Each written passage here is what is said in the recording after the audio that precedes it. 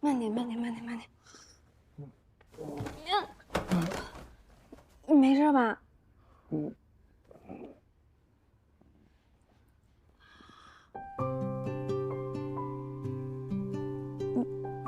清醒了？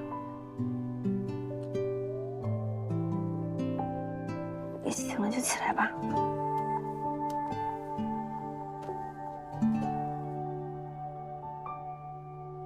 你为什么要给我送吃的？什么吃的？我就是顺路。那个保温壶是我之前给你的。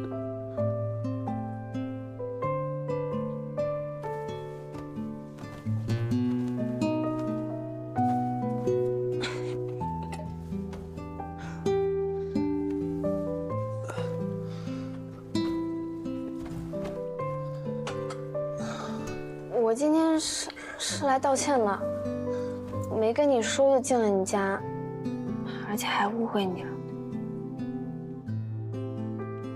那如果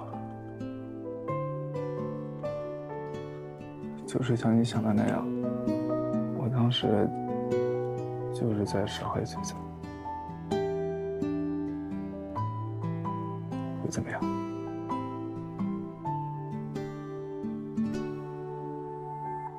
你别问了，我先走了。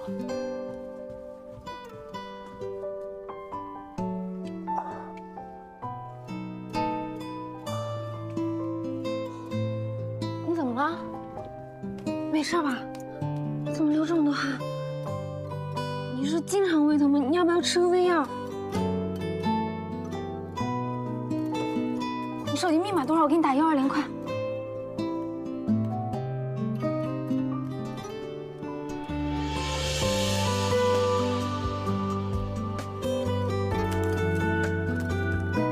你走吧，我没事。我现在怎么可能走啊？你喝这么多又不吃东西，你想让我看你死啊？我今天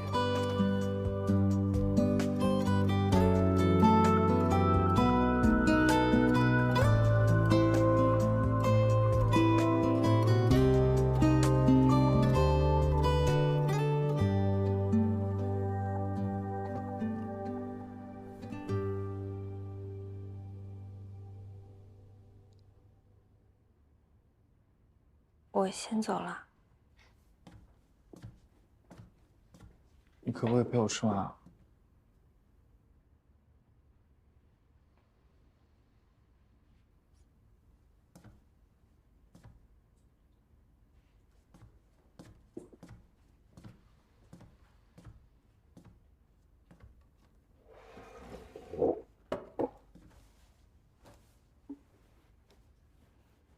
快吃吧。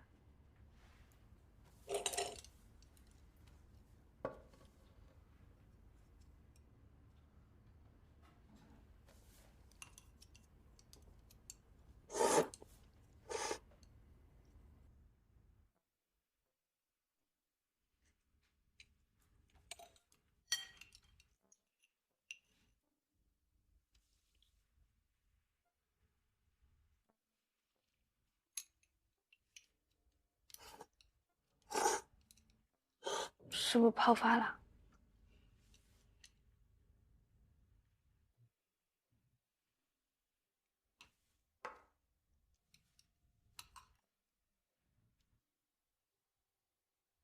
很好吃。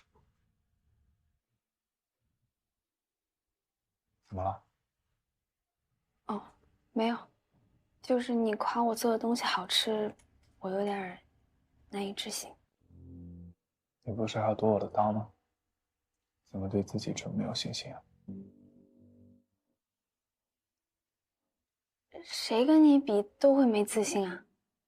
你的水平在这儿，我最开始的水平在这儿，跟你学了这段时间，水平在这儿。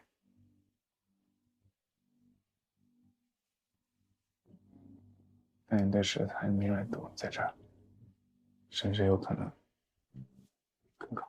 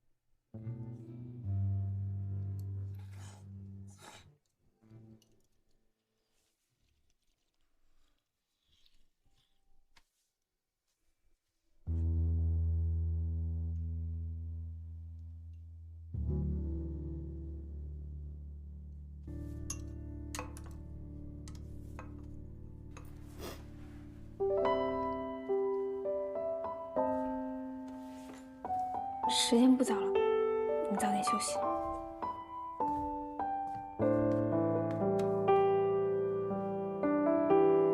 那怎么了？如果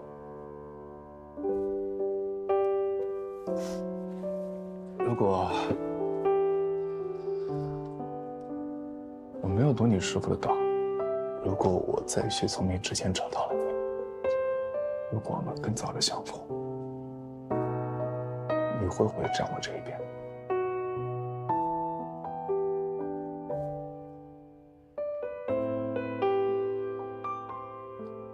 没有如果。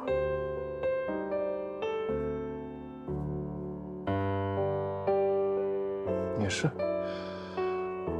所有人都会离开，这么多年，也就只有我在原地。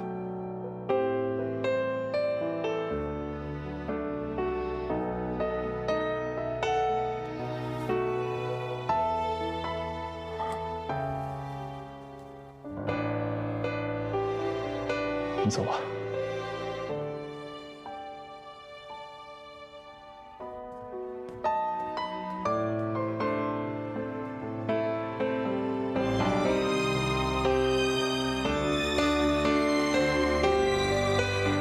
对不起。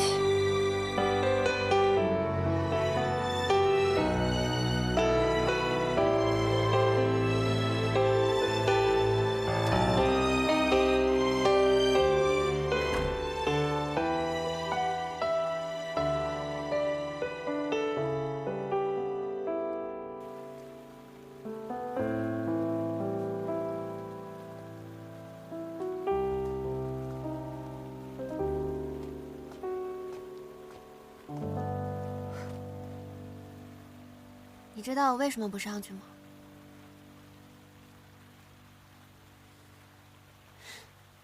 因为我哥哥在8岁之后再也没有过生日。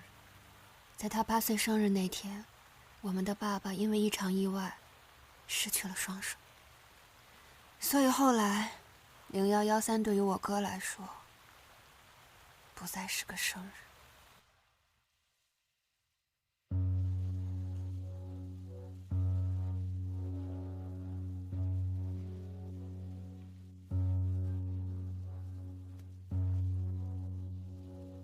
喂，我现在就过去。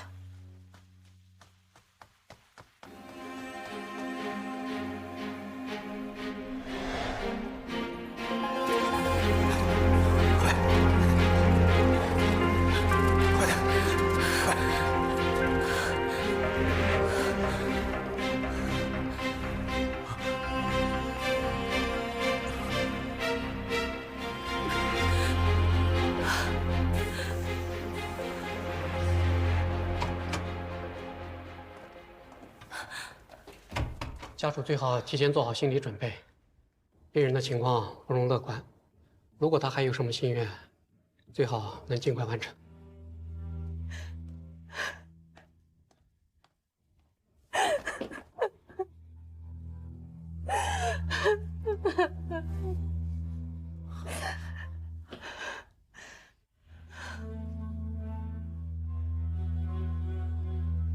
师傅昏迷的时候一直拿着这个。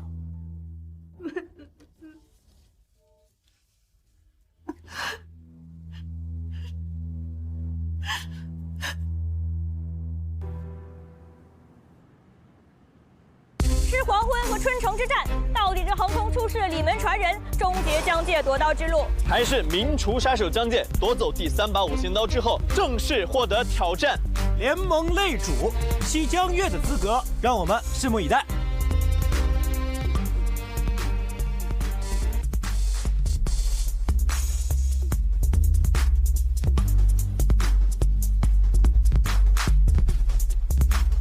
还是名厨先让第3把。来了来了！哎，来了来了！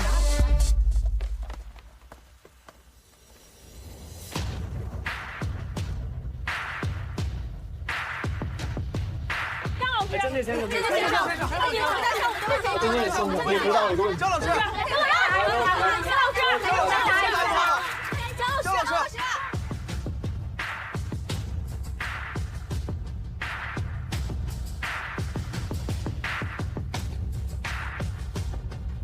吃黄昏的主厨，我是崔静，崔灿的姐姐。你还不准备进去吗？期待你的表现。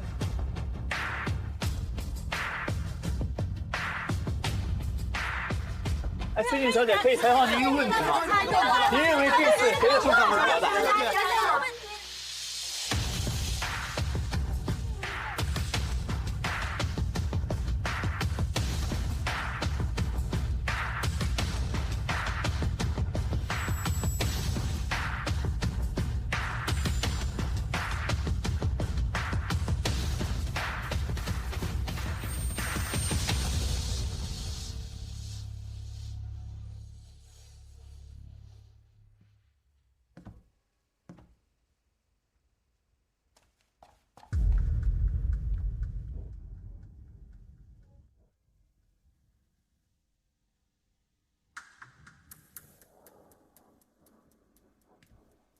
距离比赛开始还有2分钟的时间，如果吃黄昏的主厨不能够及时到达现场的话，将会被取消比赛资格。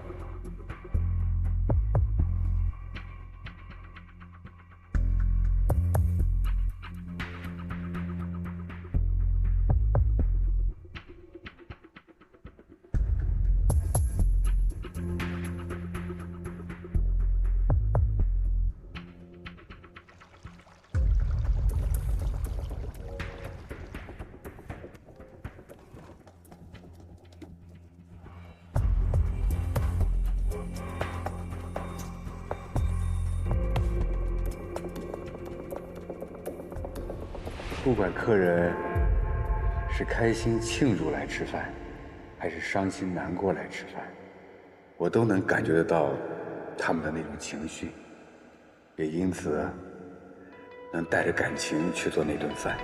是我吃过最好吃的东西。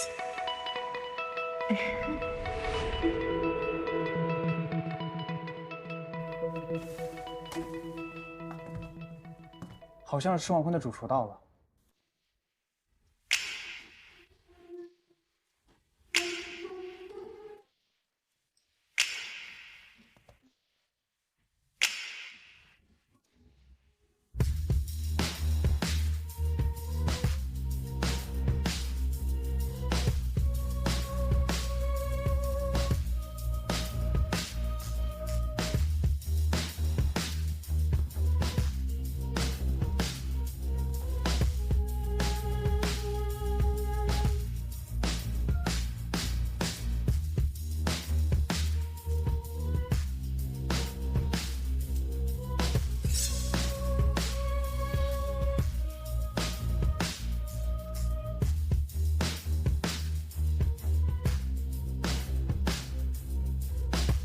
是黄昏罹难，确认参赛。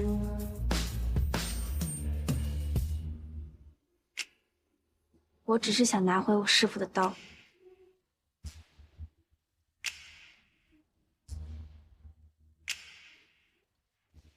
按照联盟的规矩，夺刀比赛中比试的菜品取决于被夺刀者的招牌菜，所以此次比试2位需要分别以牛肉做一道菜。比赛正式开始。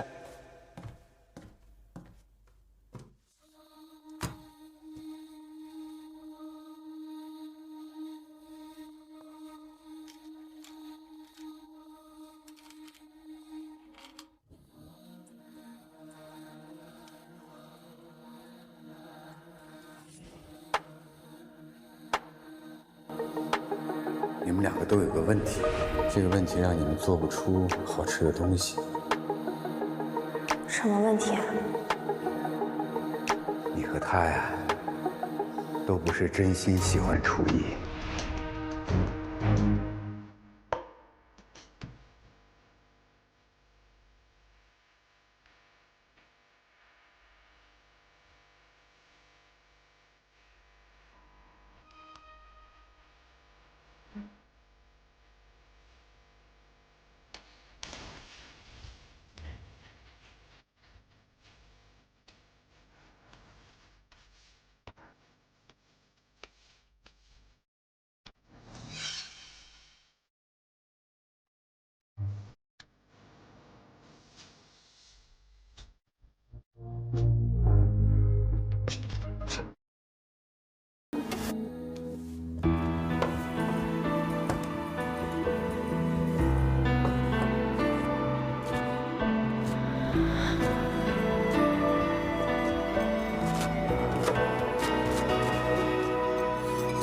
去成为了当初被胜利覆盖的团族，那一餐微不足道的幸福，谁还会在乎？当自己成为了赌注，就注定不再有坦途，那一道毫无退路的孤独，输赢不归路，不会失去的骄傲，每一步坎坷有多难我知道，生活在燃烧，终将是灰烬的圈套。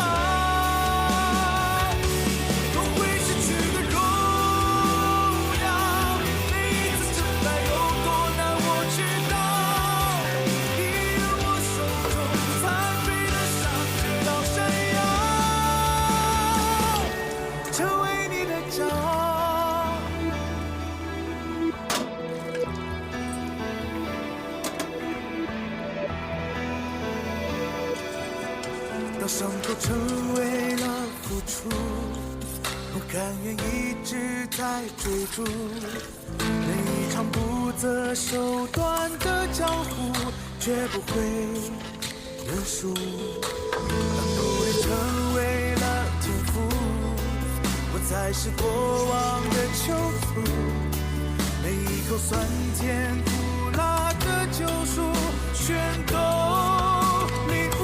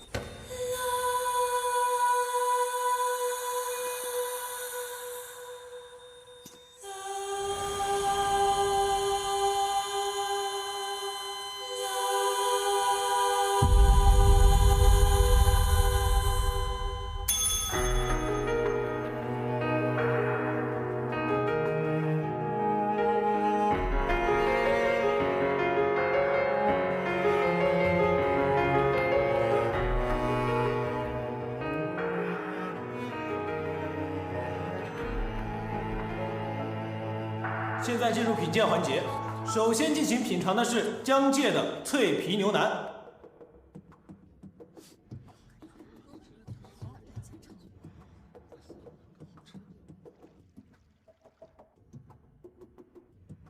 接下来品鉴的是李奈的萝卜牛肉汤。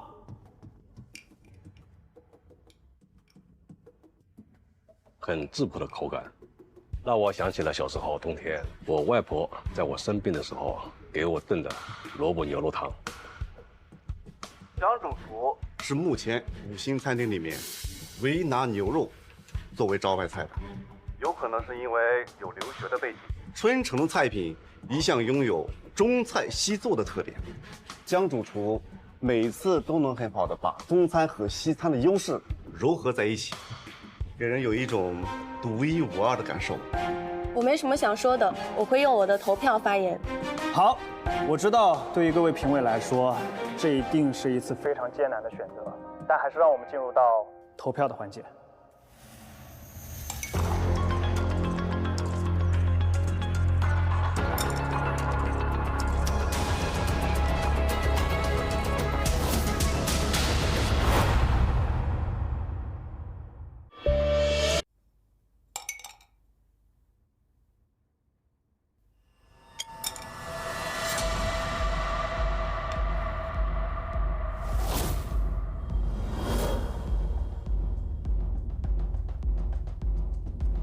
这个市场真是太大了，江家一家是吃不下的。不知道崔总您愿不愿意一起跟我迈出这一步？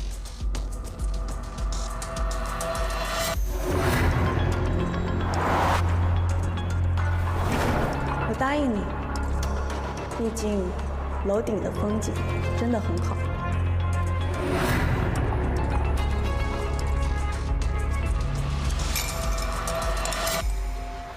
我正式宣布，本次夺刀比赛的胜利者是李门传人李奈。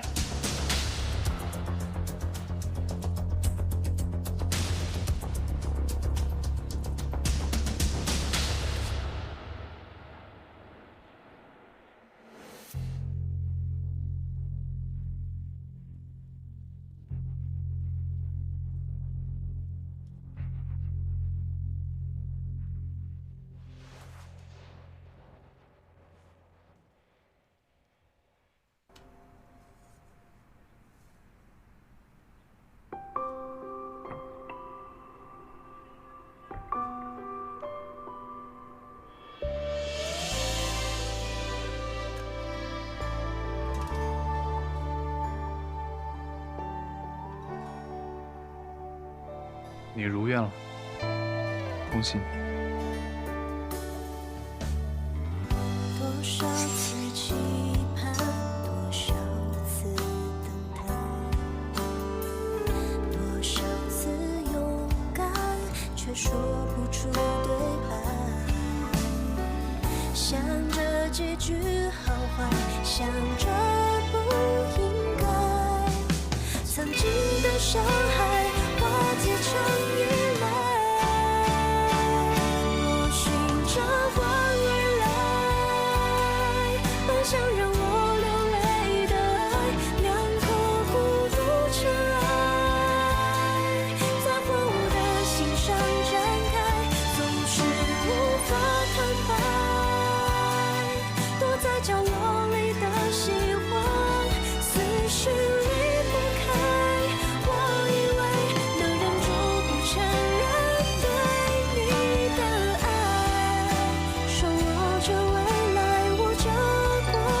现在不要松开，只因为你无法取代。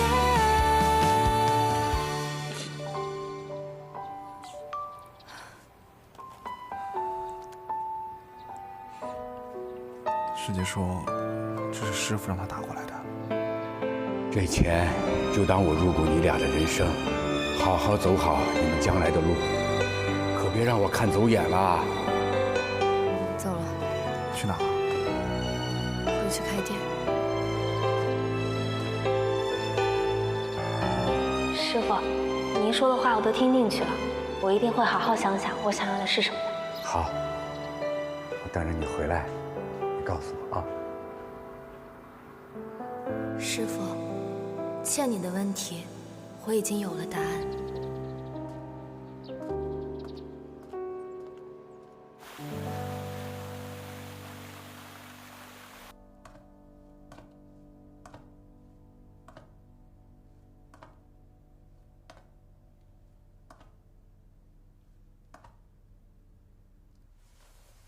在夺刀前，你开这家店，你是怎么做到的？你可以展开说说吗？你要是掺水，我可是会举报的啊！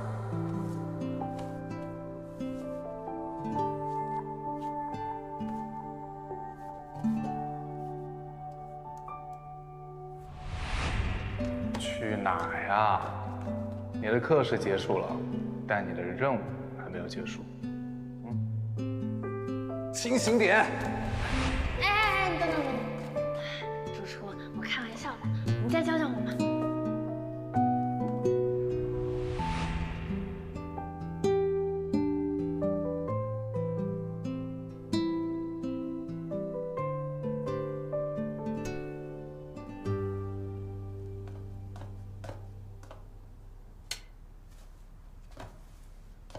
你在想什么？都处理好了。先安排他们回家了，每个人3倍工资。这是你的。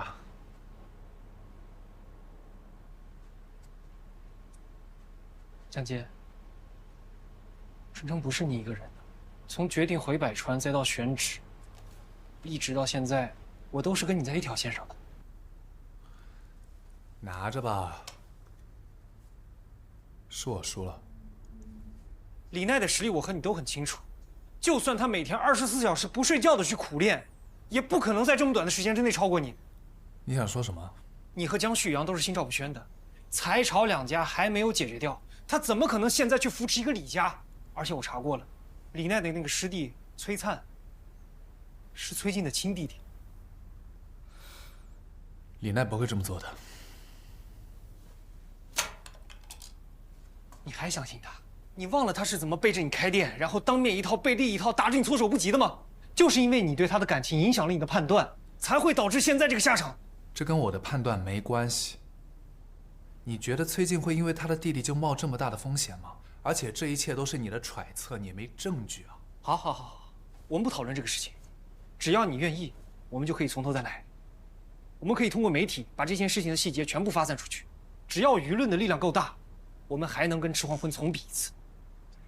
我不相信你能输给李奈，而且我们已经走到现在了，功亏一篑的话，你甘心吗？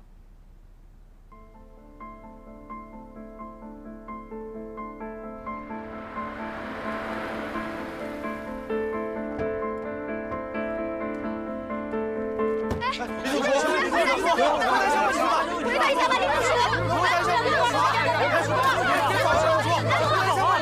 哎，各位，回答一下，李主厨今天有事情，有什么问题我来回答。你说你们崔家的崔静是亲姐姐，这是真的吗？是吧？是吗？是因为崔静为你开了后门，请问这是事实吗？别乱说。对啊。那你在付出是不是最佳计划呀？崔静真的在比赛中作假了吗？麻烦回答一下。请你回答一下吧。请回答一下吧。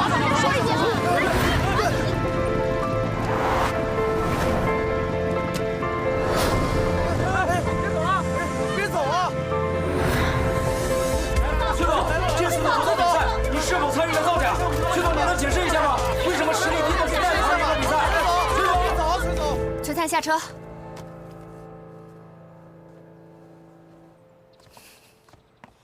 你姐是不是造假了？小修，连你也不相信我？你知不知道你姐造假对我哥的伤害有多大？她为什么造假？是不是你让的？我没有让我姐造假，这个事情发展成我也不知道为什么。小修，你相信我不知道。你不知道的话，那你就去问清楚。这个比赛如果有人造假，可以再重来。好。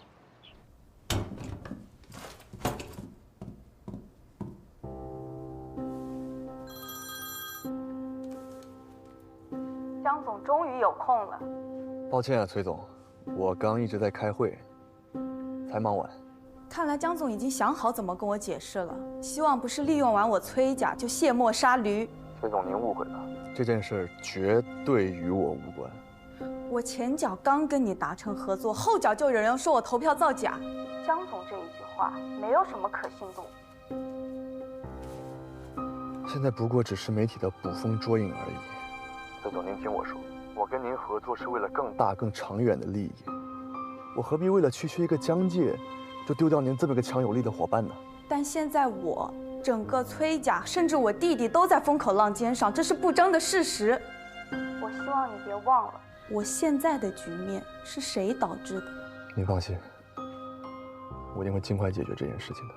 那原本应该属于江界却投给李奈的票，就是我对你的信任。所以江总，你别辜负我的信任。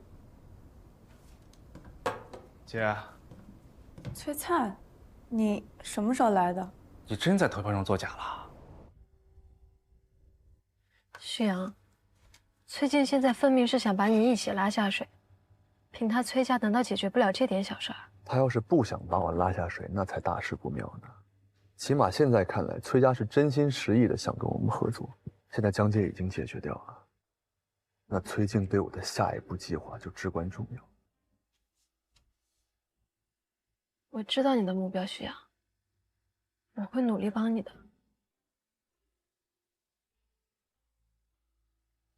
你刚才给谁打电话呢？你不可能是为了我这谁的计划啊，姐？这件事跟你无关。怎么可能与我无关啊？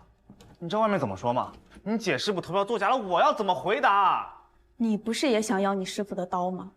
难道你希望我现在就出去告诉记者，然后你和李奈再把薛从明的刀递到江介手上？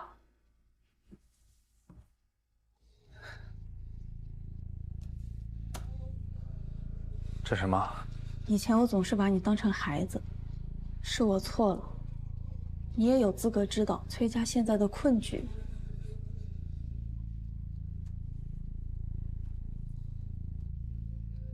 崔家道场抵债，你会这样啊，姐？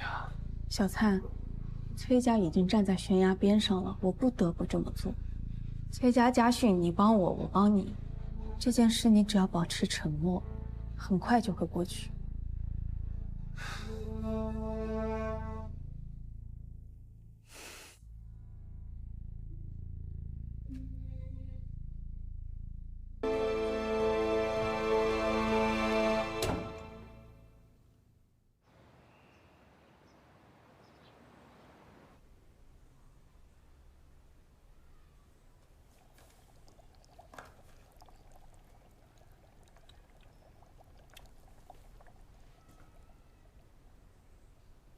小奈，为什么还不吃早饭呀？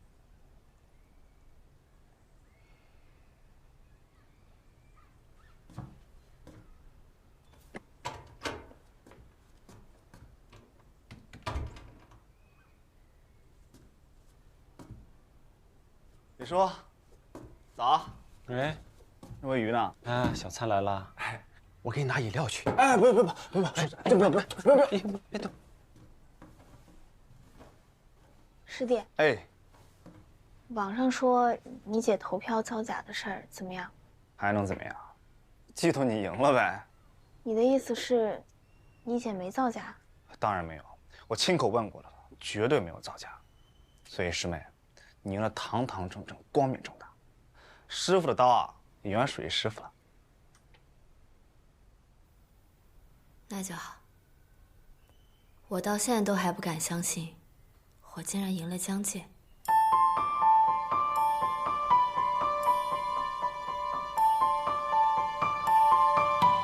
师弟，啊？你怎么了？没事啊。啊，对了，我先走了，我还得跟小秋约会呢。去。走啊，李叔。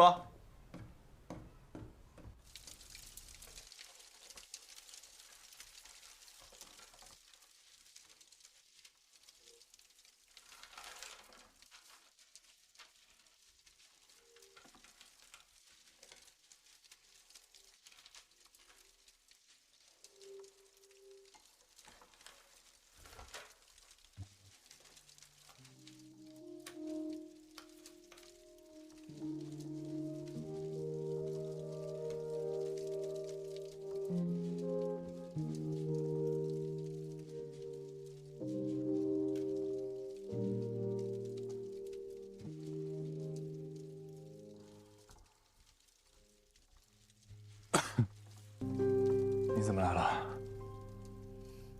我有话跟你说。哦。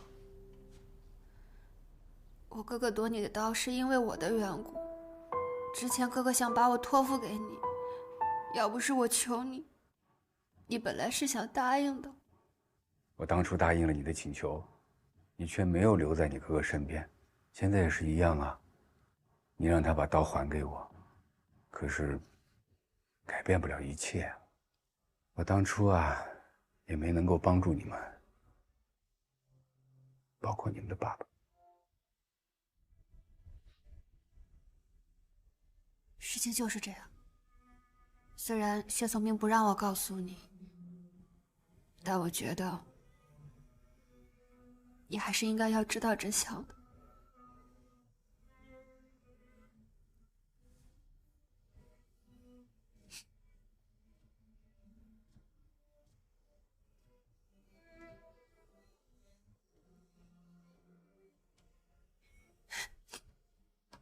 对不起，哥哥，对不起。这不是你的错。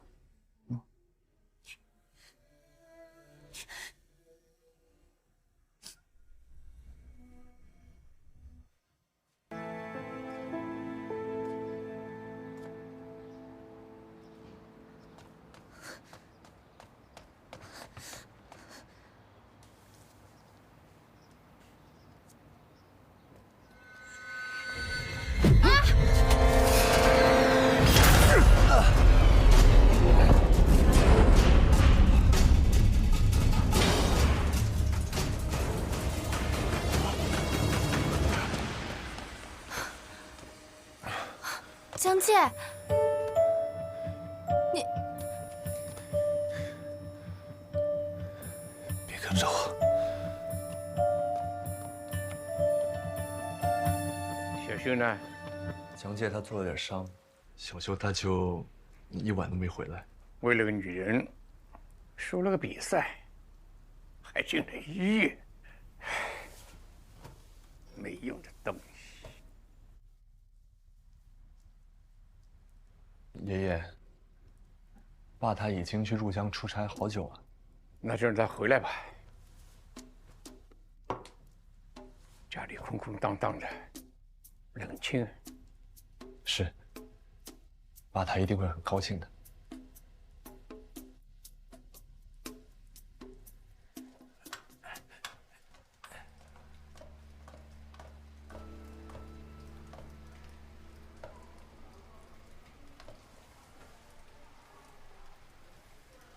江介为你受了这么重的伤，来看他就在这儿坐着。郑哥，李主厨，不要这么叫我，我担不起。对不起。你有听过药家的故事吗？江介说，那是故意有人在影射江家的故事。药家的故事其实讲的是他父亲犯错之后被逐出家门。那如果江介的爸爸根本就没有犯错呢？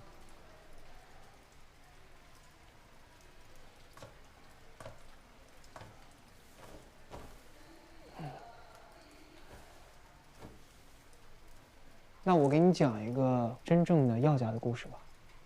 百川厨艺界7大家的擂主江家，当家人江自清有一对孪生的双胞胎儿子。大儿子江远山，也就是江介的爸爸，他虽然资质平平，但不为之所困。他像平常人一样娶妻生子，养育了一对非常可爱的儿女。但是江介的叔叔江远峰，天资显赫，为人刚愎自用，到处与人斗气比试。他最终还是输在了一场比试当中。江自清为了江家的荣誉和名声，怎么可能放弃一个天资更高的儿子？所以他想到了李代桃江，让原本就长得一模一样的江远山和江远峰互换身份。所以跟葛群山比试的根本就不是江介的爸爸，都是儿子，江自清怎么能这样呢？人为了自己的利益，有什么干不出来的吗？所以江介才想向江家夺刀，为的是替他爸爸出一口气。江介的爸爸是我见过脾气最好的人，而且他在被逐出家门之后，答应了江自清，不会教唆江介去记恨这些事情。那江介的爸爸是怎么死的？我们还是说回药家的故事吧。药正林一家虽然被逐出了家门，但是凭着踏实肯干的这股劲儿，没过多久，还是在江湖上有了一定的名声。可是好景不长，他意外伤到了手。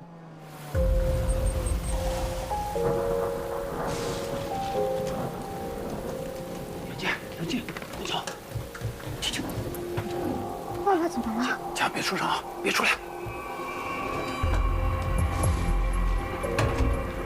你们干什么？干什么？你们干什么？哥，你别怪我太狠了，这都是因为你太爱出风头，才让咱爸有了想让你回家的想法。你混蛋！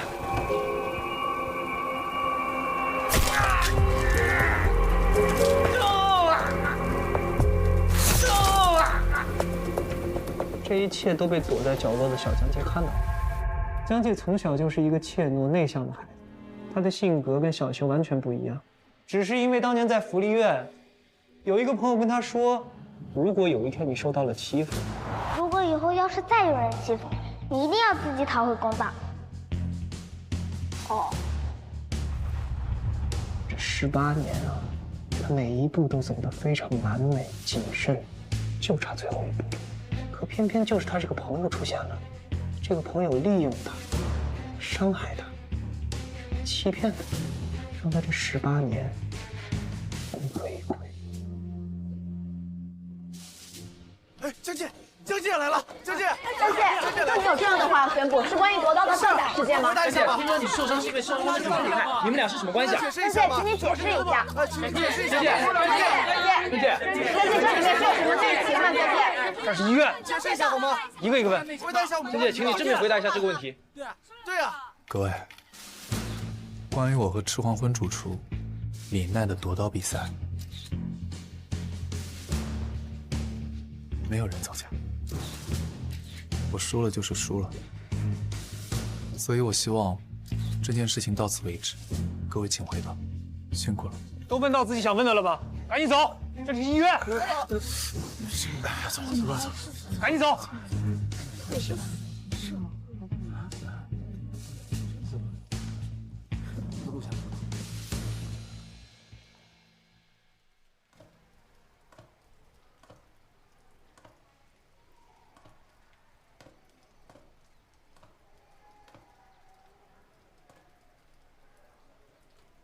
我想我明白你的态度。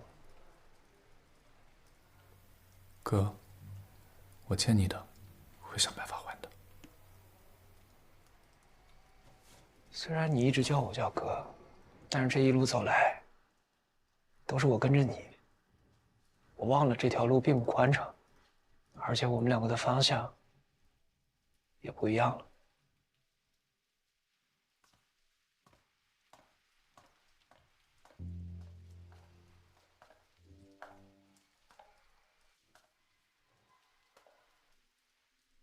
对不起，你爸爸的事，郑哥都跟我说了。李奈，你有句话说得很对，没有如果。薛从明之前拒绝收江修为徒，是江修去请求他的。这件事情我误会了他，我欠他一句对不起。现在，我们两清了。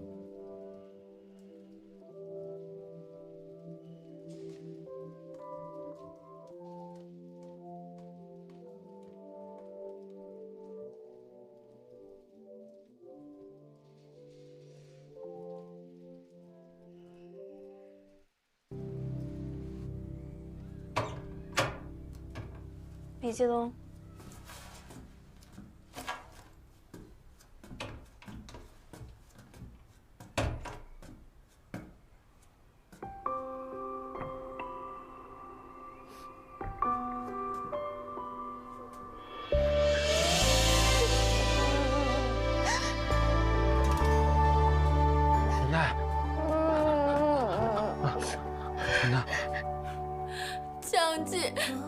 江姐她走了。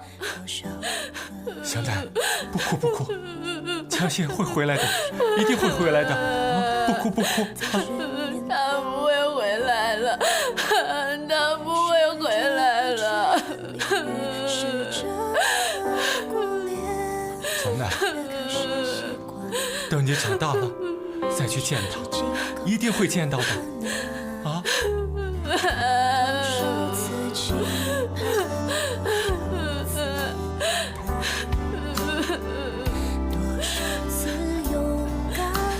说不出对白，想着结局好坏，想着不应该。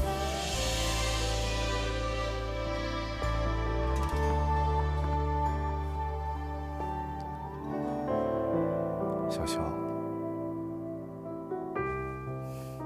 没意思。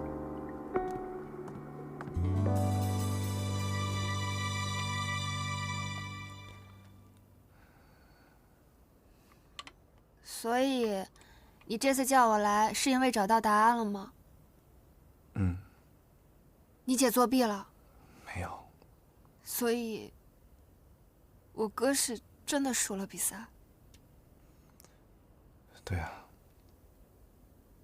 我哥都走到这儿了，就差一步。他自己一个人走到这儿了，我都没帮他什么。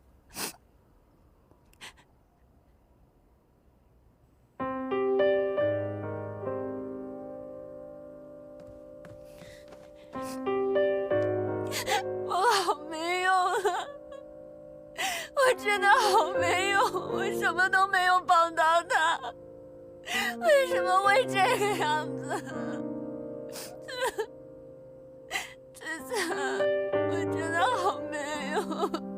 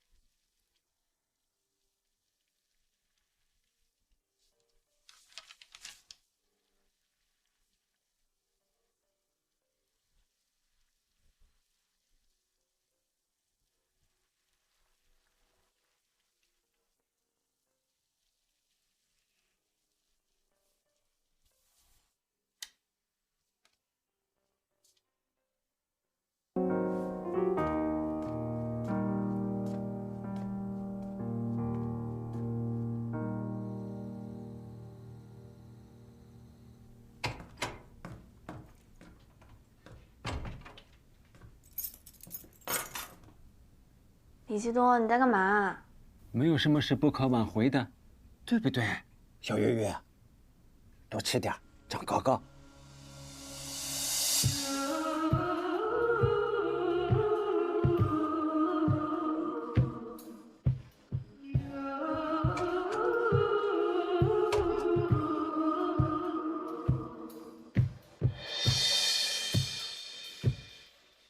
你叫什么名字？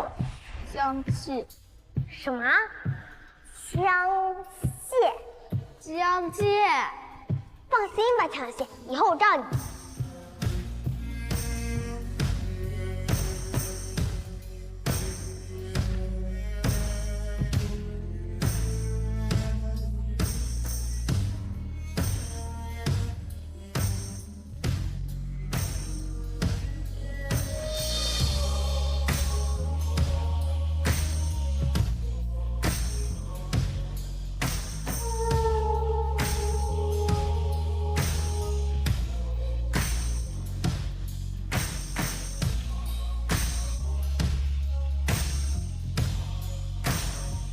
江姐，新年快乐！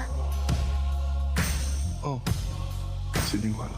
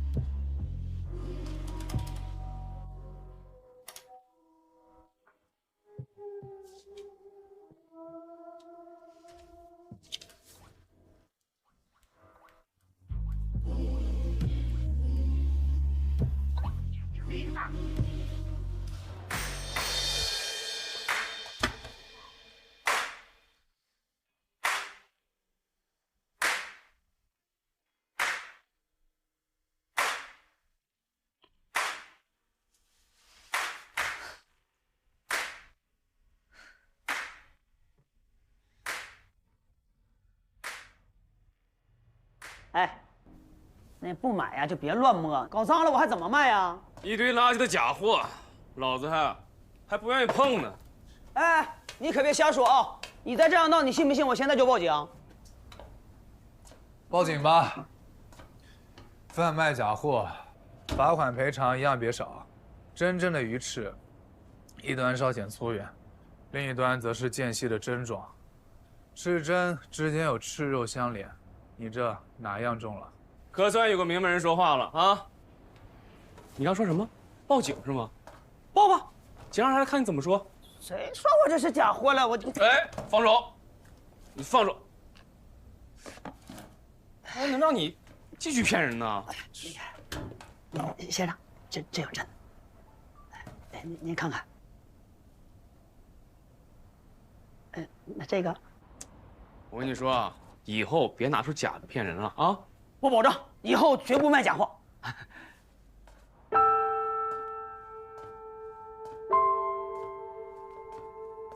吃喝呀，是啊，哎，来，干！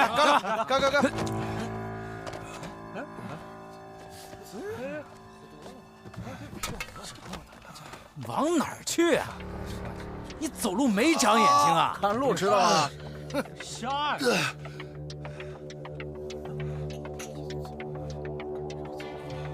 不好意思，大哥，我那个这个眼睛平时瞎的，看不见。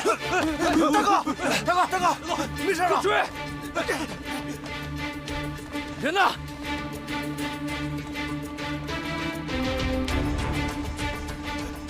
这边。人呢？大哥，好像在那儿。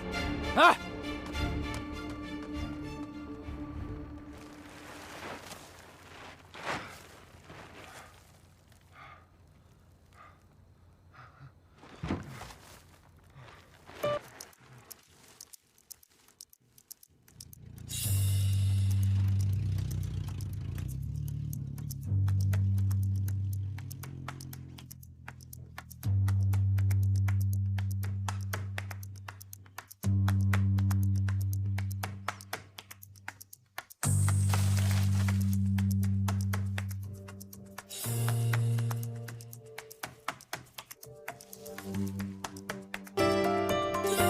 醒了。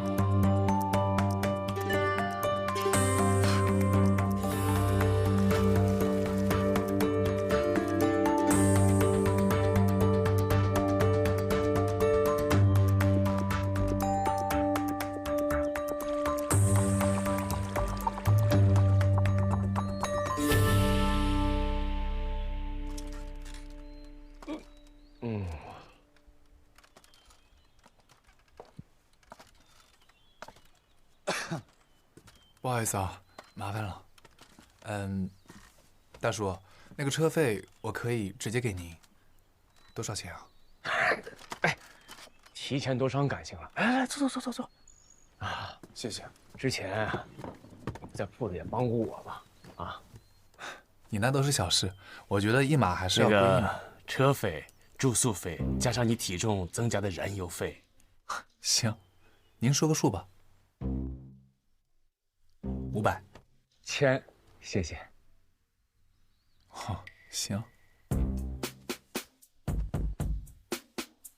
哎，您看到我手机了吗？没有啊。哦。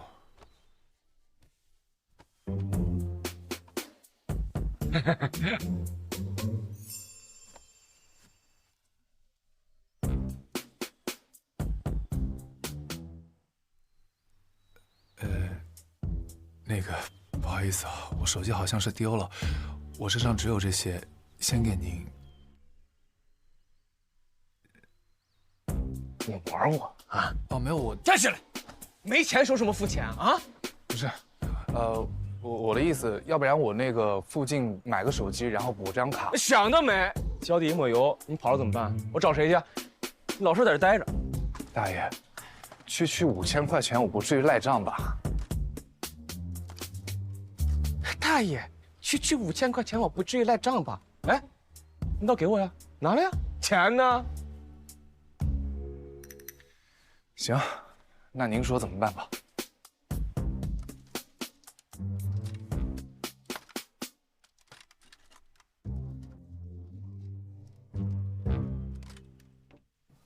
各位，为大家介绍一个新的邻居。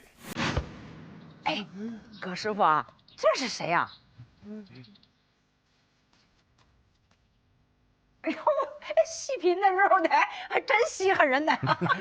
新来的护工啊，200一周，有人想雇吗？你们想。您慢点，哎呀，张大妈。小伙子，有对象没有啊？我39千028。哎，张大妈，相亲一次只需500。不要，太贵了，太贵了。不要。哎，不要。150，成交。100。不，也行，100。50。20。10块。免费。你把你孙女叫过来吧。叫过来，快叫过来。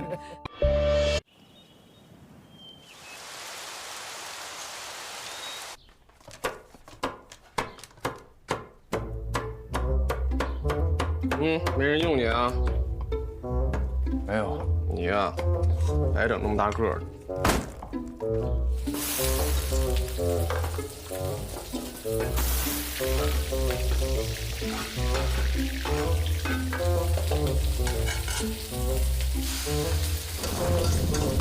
菜品干净是最起码的要求吧？不干净了啊！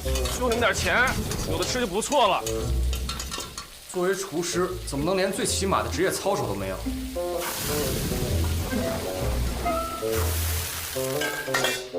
你哪那么多废话啊？有那功夫想想怎么给我还钱吧。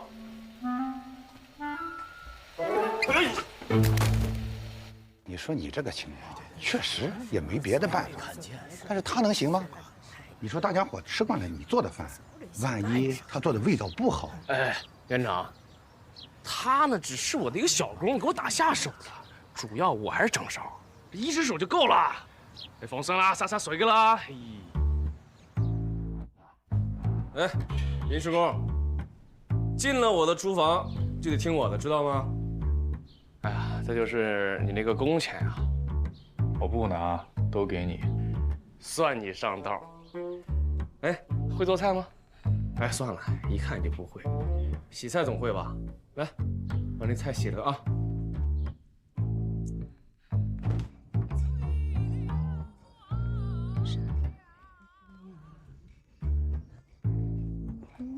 你好，我那个取快递。你自己进去找吧啊。哦。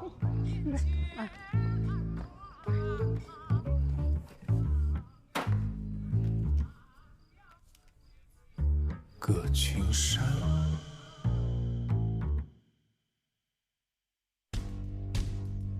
欢迎下次再来啊，拜拜。哎，你们请，拜拜。走了啊。拜拜，拜拜。哦，谢谢，谢谢。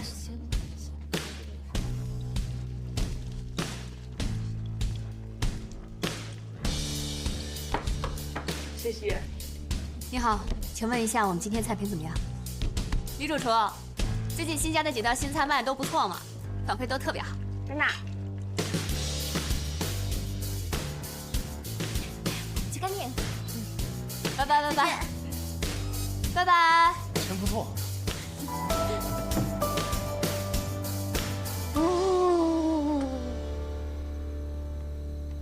走了啊，主厨，拜拜拜拜，静姐拜拜拜拜，辛苦了。可算下班喽，回家喽。李主厨，今天是不是还有什么事情没有做呀？今天收工这么早，这次裁缝你再赶头试试。走了。那我们开始吧，李主厨。自从2个月之前您战胜江界之后，就再也没有向别的名厨发起过挑战了。后续还有没有夺刀计划呢？没有。是不是因为担心自己战胜不了西江月的江主厨啊？我夺刀是为了帮我师傅夺回原本属于他的一切，我现在已经做到了。接下去我就是想好好经营我自己的店铺，认真对待每一位食客，延续我师傅的美食理念。有人说你是百川厨艺界的平民英雄，成功阻止江界向7大家夺刀，而且还保住了百川厨艺联盟的颜面，你认可吗？我说了，我夺刀就是为了我师傅，跟别人没关系。听说你在打败江界之后啊，他的粉丝是曾经试图袭击你的，而且他还保护了你，有没有这件事儿呢？确实是有，但是你也曾经在春城任职，在春城对战赵月清。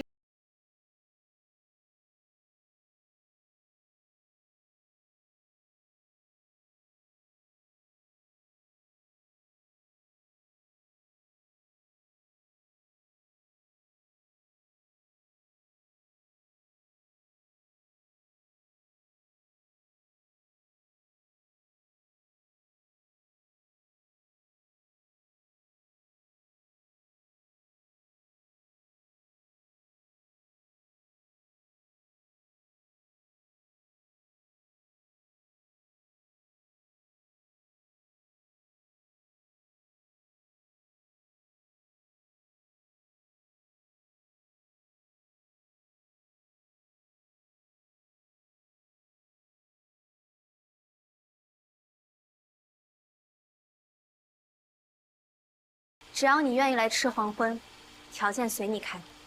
说实话，我吃穿不愁，财富自由，实在没必要降级做个大堂经理。但你喜欢做餐饮，不是吗？我爸跟你说的。我最近查阅了联盟餐饮的有关信息，我知道，如果你没有被夺刀，赵叶青在你手上会被做得很不一样。所以，我想请你来吃黄昏帮忙。帮什么？把吃黄昏做大做强？我听说联盟有一条规定，年度各项评分第1的餐厅可以在联盟会议针对联盟新一年的规章制度进行提案，而且联盟不能反对。你想提案什么？当然别忘了，我们的目标是取消夺刀制度。所以说，为了达到我们的目标，我们现在还需要继续努力。果然，请你来吃黄昏是我做过最好的决定，请赵经理指示。下一步我们收工，换衣服。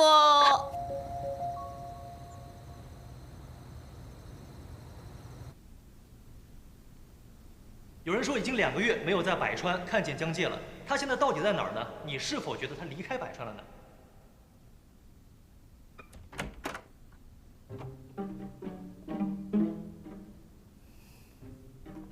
你好，您的餐品到了，麻烦好评。啊，哎，好，谢谢。谢谢。我回家顺路，就过来看看。好，你这小店离这10几公里，这路顺的还挺崎岖啊。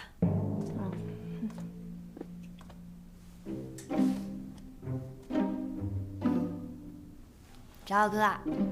那不好意思，他不在。哦，那我就不打扰了。来。哎呦，你们兄弟俩怎么都爱叫人依领啊？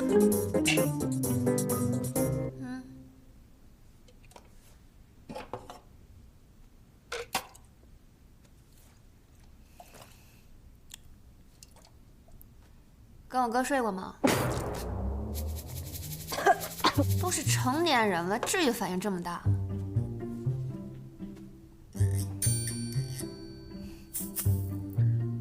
睡过啊？怎么可能啊！我哥跟你啊，都是成年人了，我撒谎干嘛？什么时候？就那会儿嘛，躲到赵月清的时候，厨房睡的。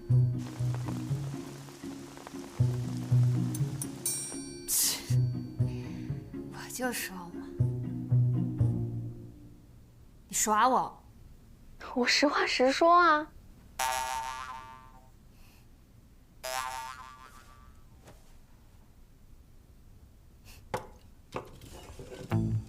你想干嘛？你喜欢我哥？喜欢，我是喜欢他。那你现在想知道他在哪儿吗？想。都喝了，告诉你。这么多呀？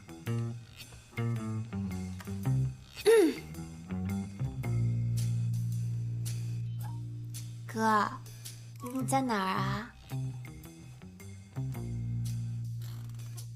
哦，有什么事吗？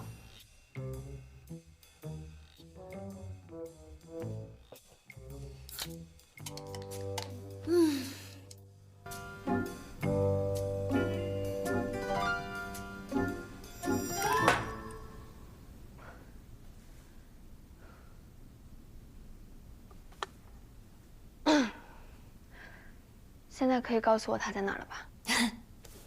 当然。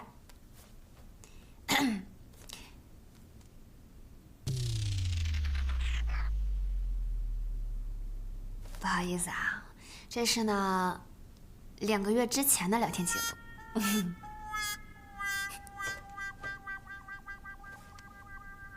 你很久也没见到崔灿了吧？你别想吊我，我可没你那么笨。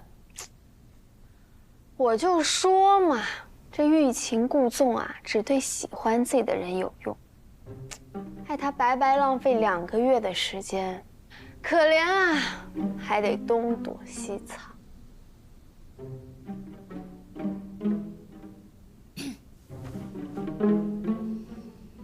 在那儿。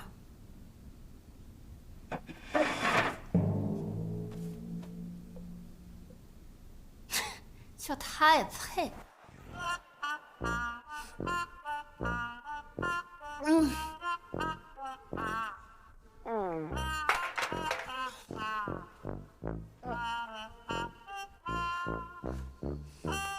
江修，江修，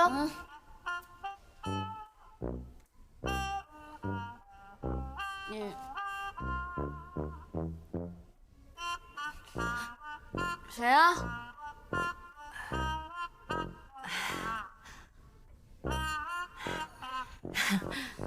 江修，江介他在哪儿啊？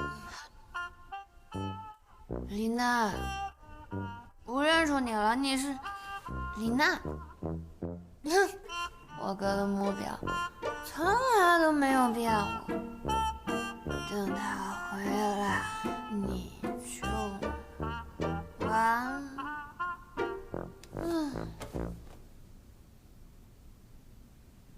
江介的目标。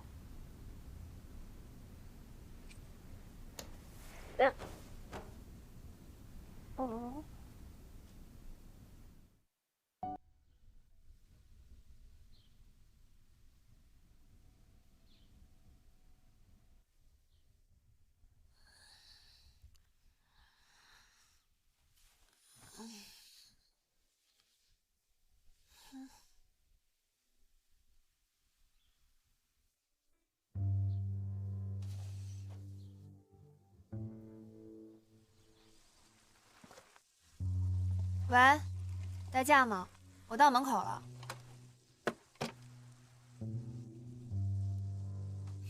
什么破小区，代驾都不来。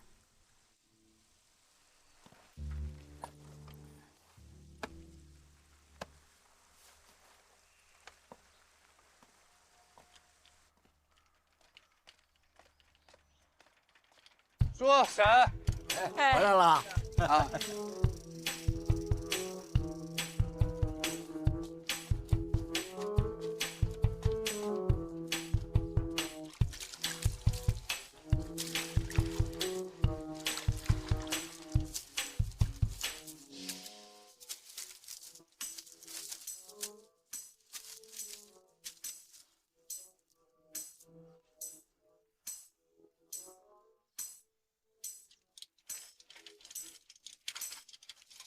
慢点骑。哎，小江啊，走了。吃了吗？吃了，吃了。吃过了。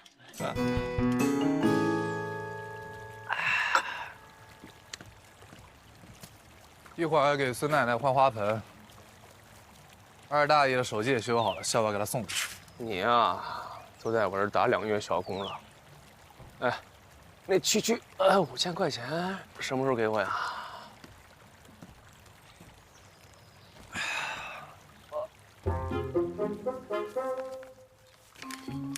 一共6300块，这里面还有回程的路费。你看你要多少？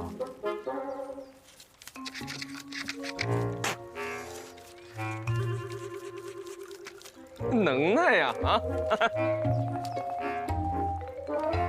哎呀，不愧是江家的人啊，到哪都能吃得开。你说的是哪个江家？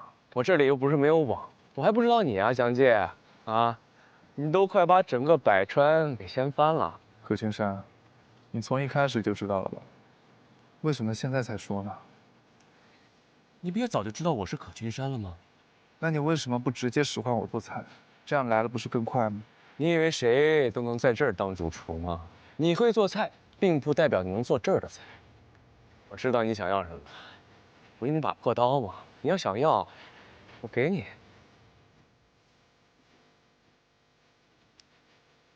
条件。聪明了，会下象棋吗？不会。很简单，你把整个村的人都赢了，那把破刀就归你了。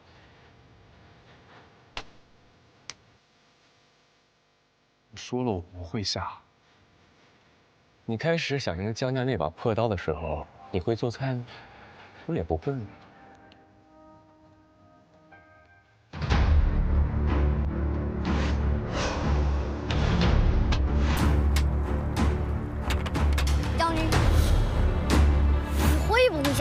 呀？那先这样走，再这样走。小胖学骑也就1年，算是村里骑力最弱的。可这小子已经输了1上午了，真不用让让。输赢是自己挣的啊，别人给算怎么回事？这不就行了吗？对呀，且得要动脑子。思考。这2个月因为少了西江月的供货，咱们店的食材进货价比之前高了差不多40%。唉，这个问题再不解决的话，就真的只能涨价了。李老板，涨价了。涨价了啊？那我们新店还没满1年，肯定不能涨价啊，不然口碑全毁了。咱们店最近生意还不错，其实涨价也不是不可以。你说整个百川就这么大点儿，好点的食材什么价格你也知道，不涨价的话，咱们卖多少亏多少。当初我赵叶青的食材供应商卖的比这还贵呢。那如果从供应链的最上游开始下手呢？那工程量可就大了。你知不知道咱们这附近有多少个农业基地，又有多少个大型集散批发中心啊？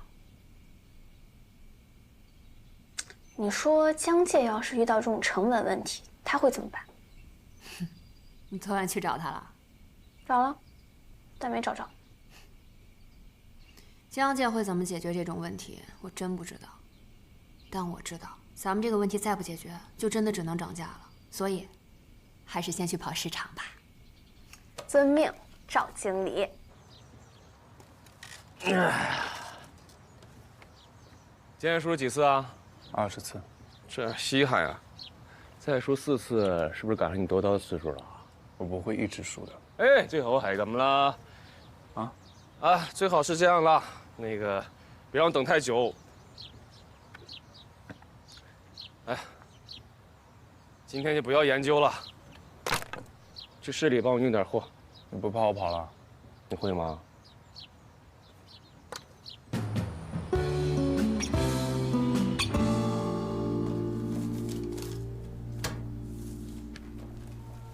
怎么又是你呀？别以次充好啊，我看得出来。你放心，知道你是行家。你稍等，我这就给你备货啊。哎，我看着你这么面熟呢，你是不是那个谁？老板，赶时间啊，快点吧。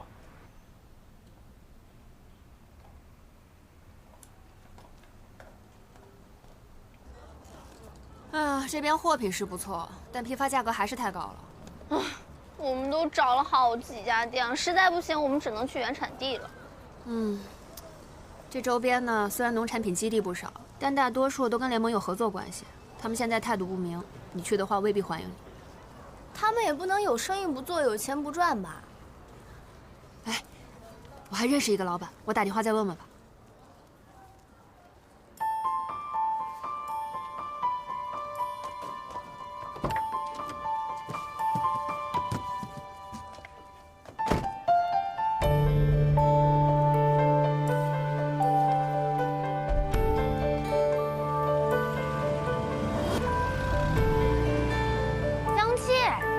谁？那开车的好像是江介。没烧吧你？江介怎么可能开小货车拉货？也是啊。哎呀，没接电话，没接电话，咱们接着找吧，还是。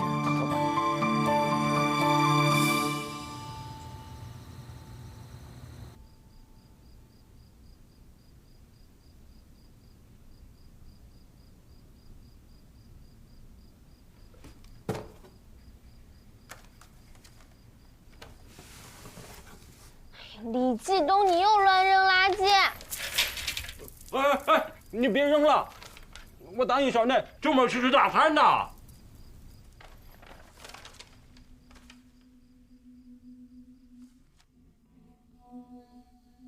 我哥的目标从来都没有变过。江介的目标是夺刀，在我夺刀之前，他是打算去找葛群山的。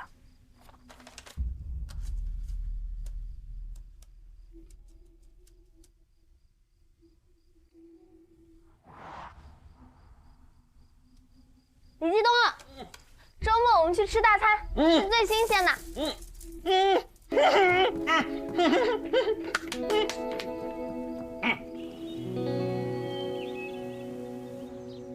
将军。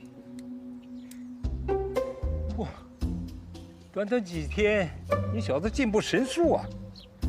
是您几位前辈教的好，还是你们年轻人脑子灵光。这几天，你先是打败了老刘，然后是老李、老张，现在连我都败下阵了。接下来，你只差一步，回家吃饭喽。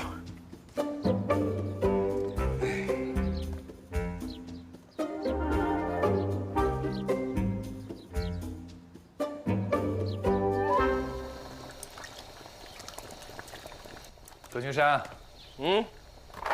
我要跟你下棋。你没看我在煮面呢吗？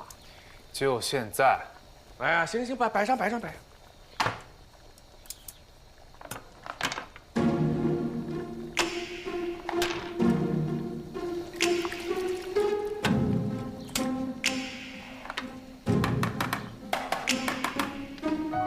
军，来。从没有下过棋都有资格跟你下棋，我以为我进步很快了。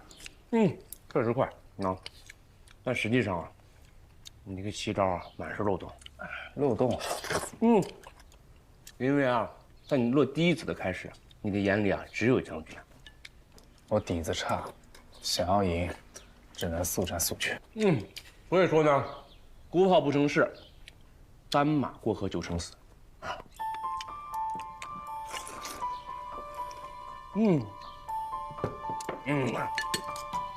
今天啊，有重要客人来啊，你帮我接一下，别我出什么乱子，顺便呢加点酒。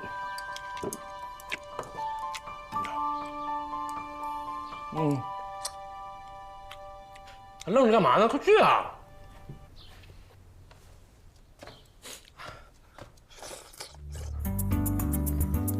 今儿的菜还不错。干嘛了？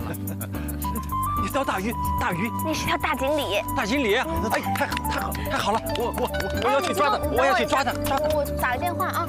哎呀，喂，啊，我到了，那边我已经联系过了，那就麻烦你帮我看好店里啦。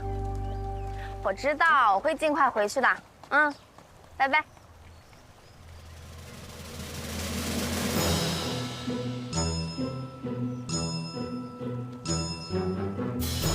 李激东，李激东，李激东。李婶。哎，哟，这是又帮老葛打酒啊？对，一壶装满。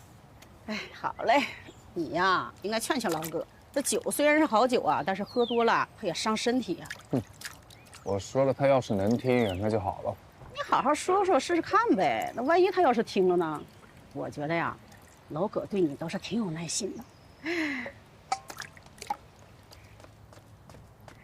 奶奶，我要棒棒糖。又要吃棒棒糖啊？咱不是说好了一天就一根吗？那牙不要了？不是我要吃，我给那个爷爷吃。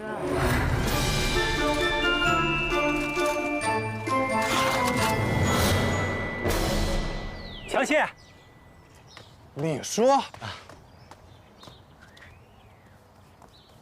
小张哥哥，你认识这个爷爷吗？这个爷爷好像迷路了。啊，李叔，啊，你怎么会到这儿来的？啊，不对，李奈呢？小奈。啊，对，小奈。小奈呢？小奈会不会走丢了？啊，小奈。李激东。小奈，你是不是走丢了？哎，你快来这里！这哪里来着？老年食堂门口，快来！老年食堂门口。哎，你要是找不着，你问问村民。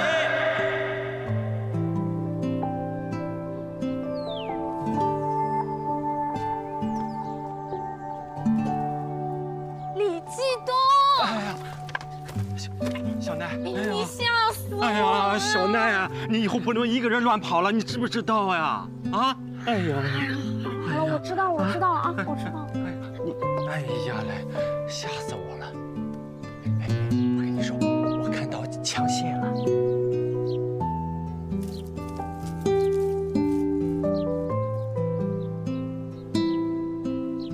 相见。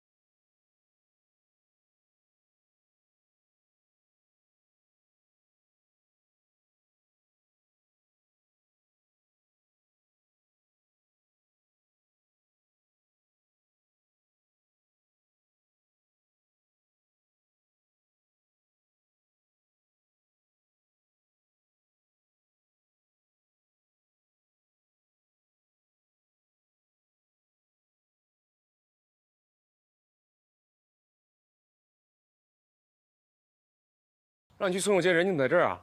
啊，出了些事情耽误了。葛师傅，我是先前跟你在微信上联系的小李。小李啊！哎呀，你好，你好，你好，你好，你好！哎呀，你好，你好！哎呀，你怎么把人接这儿来了啊？这不食堂啊，这是。嘿，又摆个臭脸在这。是我们说饿了，所以他才带我们来这儿的。还没吃东西呢。哎，那位。哦，那是我爸。哦，好好好，坐，哎，我给你准备菜去啊！坐。谢谢您，谢谢您。哎，没事。哎，来了。久等了啊！来，好，没什么事儿，我就先走了。哎，江姐，你跟葛师傅不一起吃吗？啊，盛情难却，我再吃点，来。我吃过了。哎，江姐，坐下来一起吃嘛！啊，快坐嘛！江姐，去拿2副碗筷去啊！好，嘿，来吃。小李啊，你说要食材调研，这吃饭是最直接的啊！你看啊，这些菜呢都是小江今天上午刚挖出来的。江姐挖的啊？挖了菜，洗了泥，切了段。很好吃哎。江姐，你的厨艺又进步了。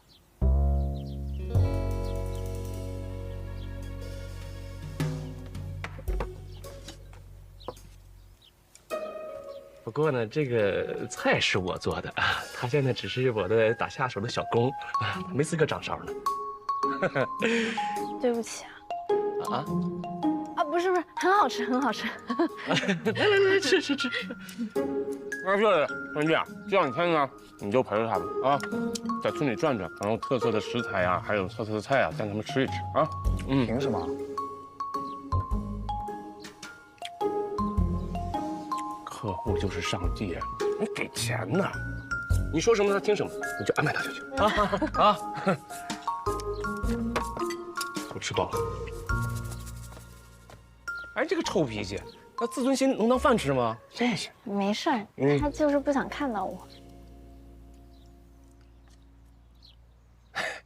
小李啊，你来渔村是不是为了江界啊？我确实是想找一个长期发展的农业基地的。哎呀，确实是为了江界，对吧？对，它消失了挺久的。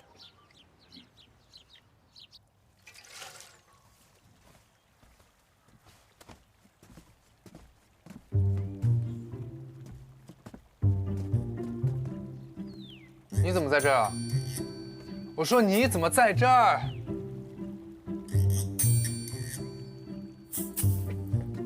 你刚刚说什么？你怎么会在这儿？哦，是葛师傅说村里的招待所住着不舒服，所以邀请我们来家里住。不好意思啊，还占了你的房间。你准备调研几天啊？本来就是1个周末，不过也可以延长。时间到了就赶紧走，还有，在这期间离我远一点。那恐怕不行。什么意思啊？葛师傅说让你下午带我下地考察。葛群山，葛群山，支付宝到账。你看我，看我。哎呀，老哥，你闺女有觉悟啊！走，带你买糖去。好。哎，江姐，我听说渔村的青菜都很好吃哎。我是第一次下田，你一会儿得教教我哦。那能不能安静一点？村里的人要午睡了。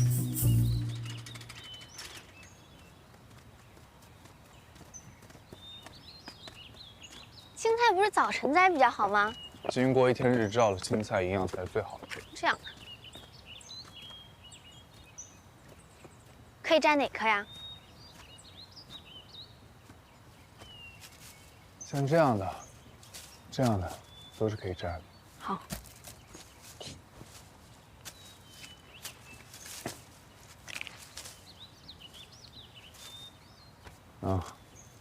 我没事儿。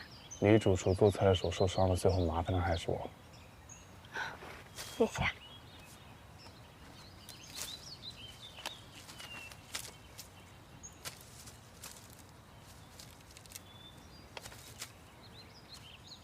有机肥，说白了就是交了大便的。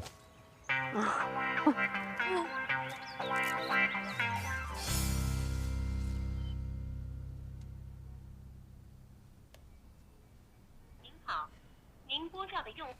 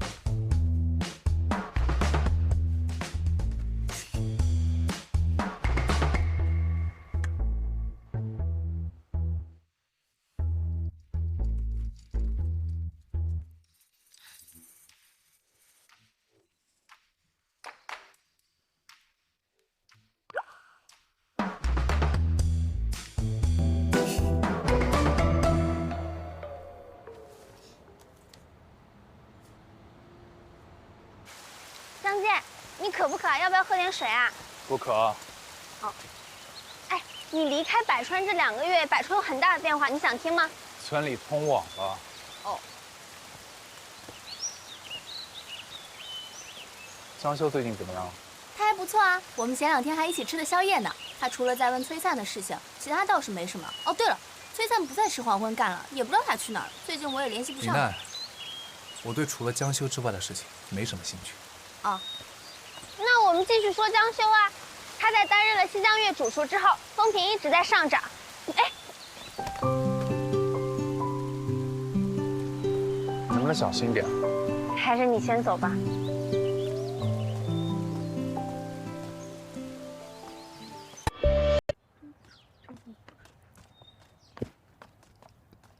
哎，江介，这个给你。什么？我怕你会想知道他的现状，所以出门前特意拍了一张。那为什么这上面有你？我觉得光拍一个鱼不好看啊。是不是没有把鱼缸的灯打开？我说了，你不开灯的。对不起啊，我本来是想提醒你的。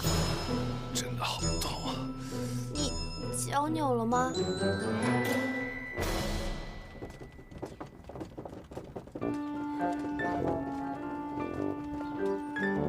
这不是小江吗？怎么了这是？哦，给你。我是伤患。可以遮脸。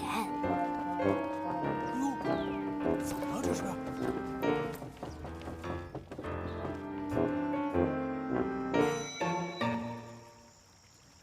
他到底想要干什么呢？忙什么呢？没什么。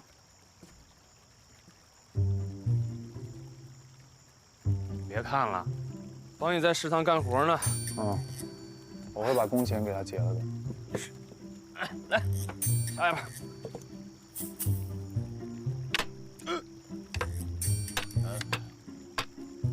将军，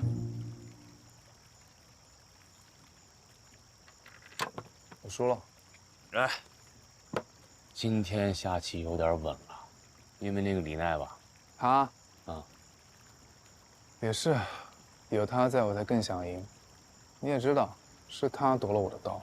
哎呀，我看你呀，也没那么讨厌他。哎，你说人家千里迢迢来找你，说明什么呀？说明喜欢你。不知道，不知道，怎么可能啊？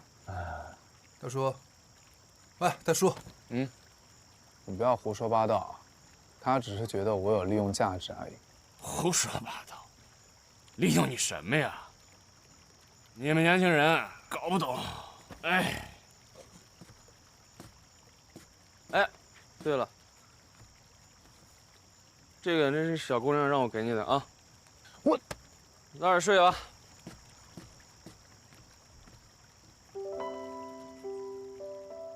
李继东说，生病了用鸡蛋敲脑袋，病就会很快好起来。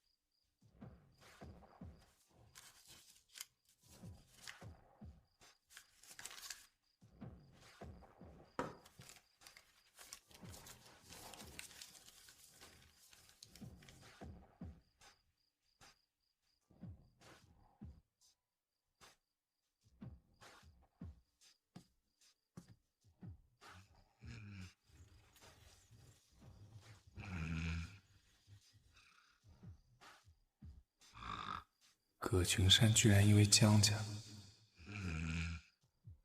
躲在这山村里避世不出。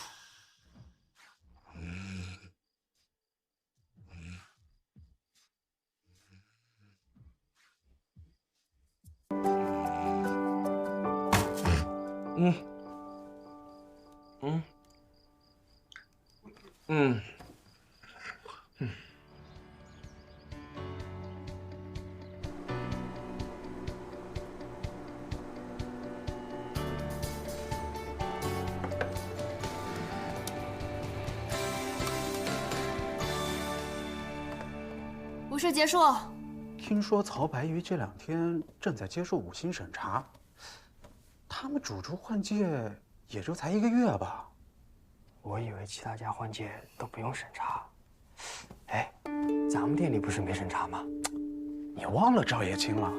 西江月这个地方跟其他是不一样的，就凭姜老在联盟的地位，谁敢来审查他的孙女啊？是不是？联盟那群勺都不会拿的审查员，有什么资格来审查我？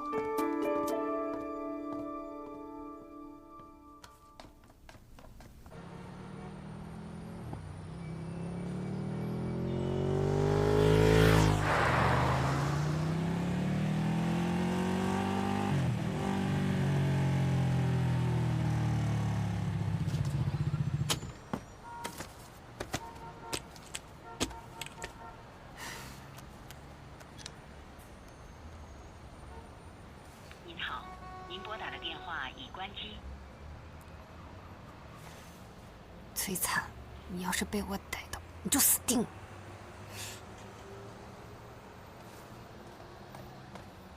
了。女士，不好意思啊，这边不能停车。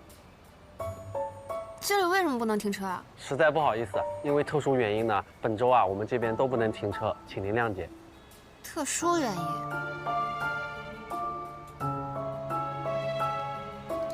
曹白鱼。为了一个破审查，连马路对面的形象都要管，会不会太狗腿了点？女士啊，请您放尊重点。行吧，看在我今天心情还不错的份上，就不找这个曹亮麻烦。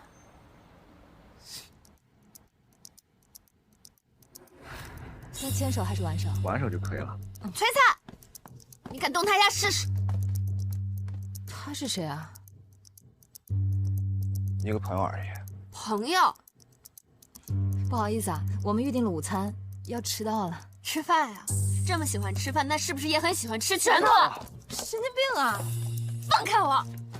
女士，我们这边也不能打。滚！好的。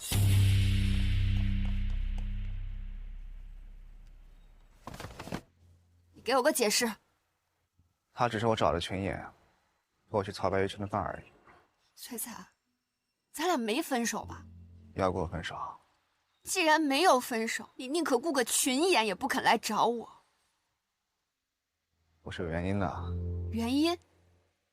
什么原因？什么原因可以让你一句话不说，消失整整2个月的时间？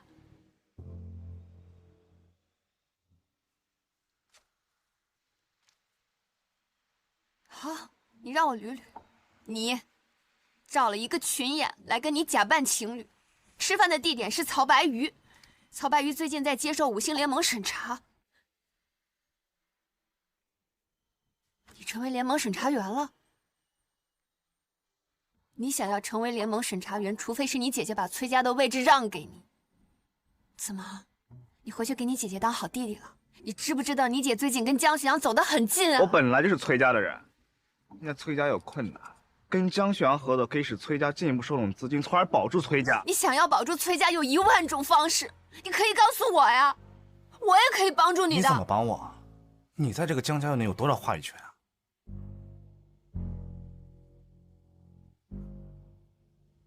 是啊，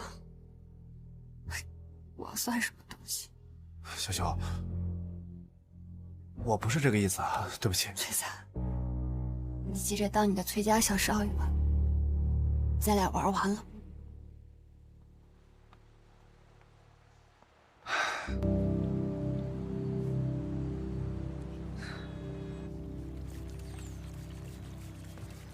江姐，你怎么下楼啦？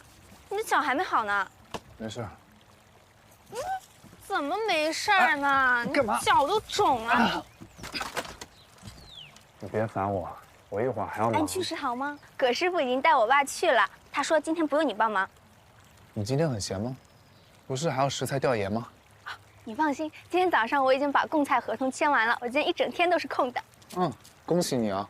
那你在家好好休息吧，我还有很多事情要忙。哎，你不管去哪儿，你都得先冰敷。我不用冰敷。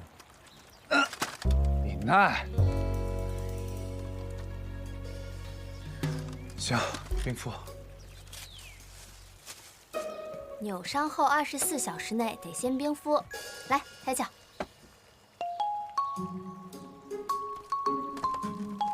我自己来。我来。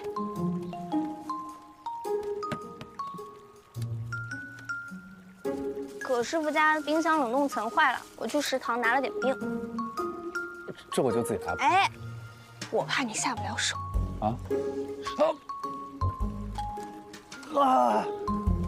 麻吧？是疼。麻就对了。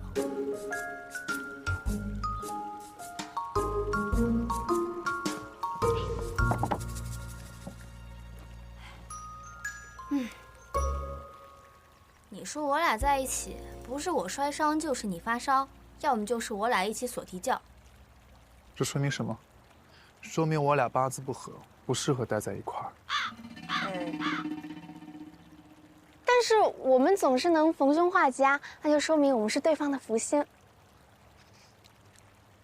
互相夺刀的福星吗？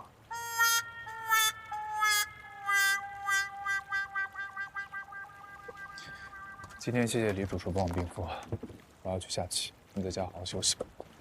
哎，干嘛？这很脏。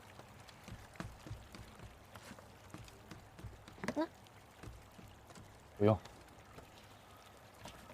江姐，我今天闲着也是没事，我陪你下棋吧。哎，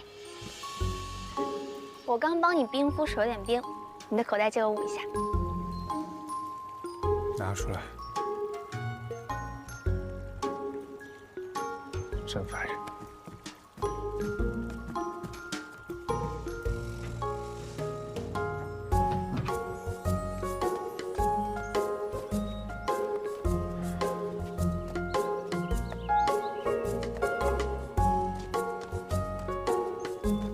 哎呀，不用你敷。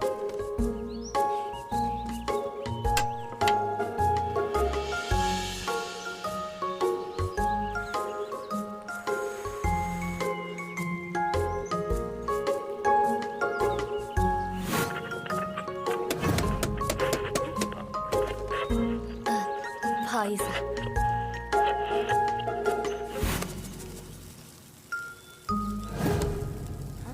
你要真没事的话，就帮我倒杯水吧。好呀。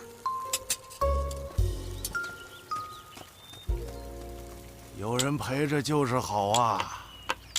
哎呀，就连你这棋风都越来越稳了。为什么都觉得跟他有关系啊？不管是什么关系，有改变不就行了？那又怎么样？每次都不还是输吗？老葛其实不大在意输赢，就看他什么时候想让你赢。将。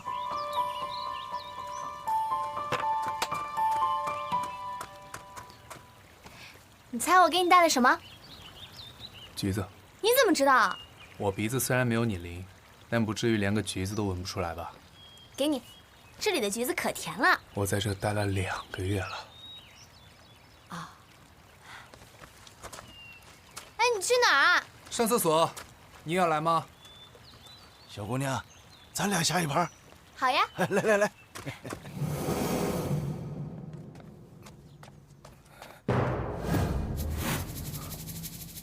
江姐，为什么你会在这？因为你要帮李婶劈柴，不是吗？你有那个闲钱跟葛晴山买情报，不如直接转给我。我可以帮你一起劈柴。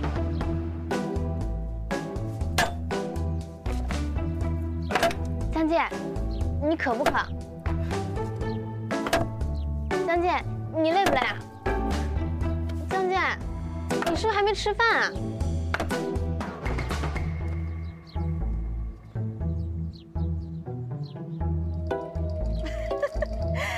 看见你们俩这样啊，我就想起我年轻时候那会儿了。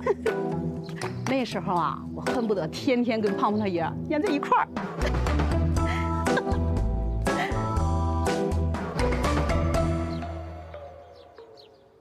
李奈，你不是说要帮我忙吗？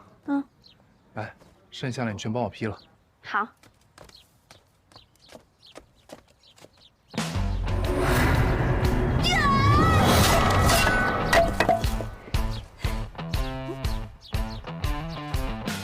继续。哎，你不等我啊？你不是知道我所有的行程吗？等你这里忙完了，再过来找我就行了呀。哦，也对，说不定你走到半路我就追上来了。我等你啊。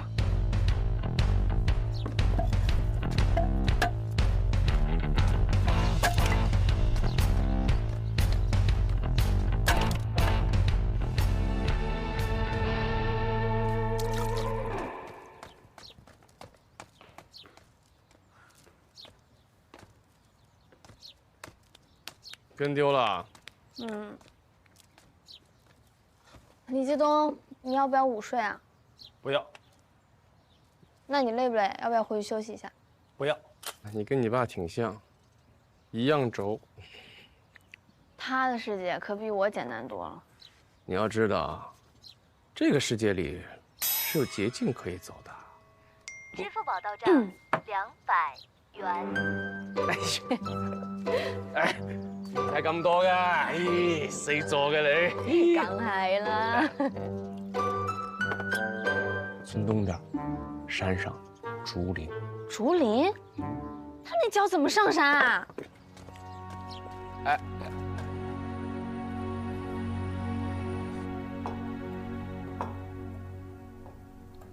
跟江修吵架了？姐，你怎么什么都知道？我听江旭阳说了，他说江修不知道怎么了，在房间里砸东西呢。不过不是我说你啊，男生要让着点女生嘛，更何况他还是江家的现任主厨，你哄着他，好处肯定更多啊。哎呦，我不想哄了，我跟他分手了。哎，不然我给你介绍个新女朋友。姐，我求你饶了我吧，真的。我现在每天一想到工作，我这头就大。我短时间不会再谈恋爱了。这才一个实习审查员的工作就嫌累了？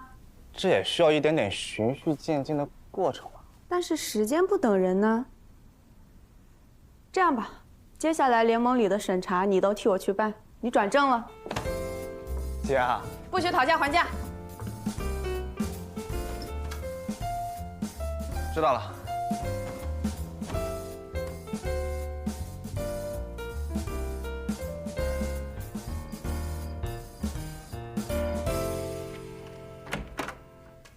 回来了。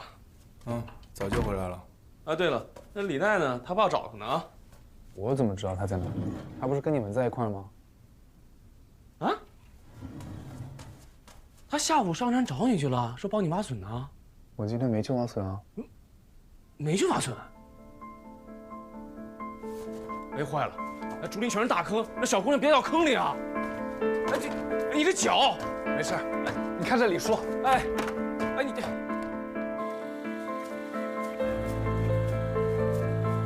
李奈，李奈，我。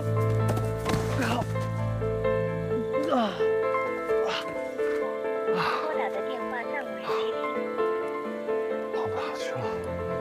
李奈，李奈，李奈。喂，师傅，你还没找到他吗？你要不要帮忙啊？李奈可能不在山上。哦，对了，村里不是有广播站吗？你广播找一下。行，自个儿当心啊。啊，李奈，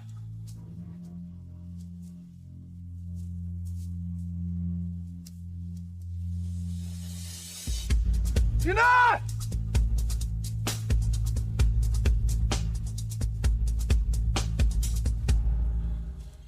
李奈，李奈，李奈，李奈，李奈，李奈。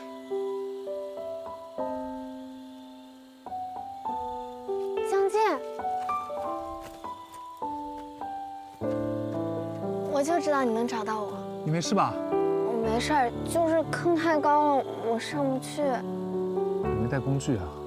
你去叫人，我可以等你。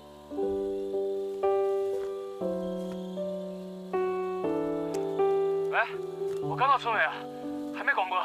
葛云山不用广播了，人找到了，他掉坑里了。啊？行，人没事吧？没事，就在平时挖笋的地方，再往山上走个50米。快点啊！好。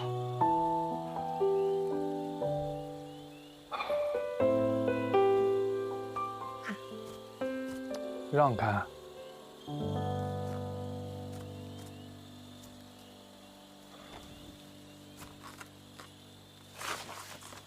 江姐，你的脚。没事。你在上面等我就好了，干嘛下来？你不早说。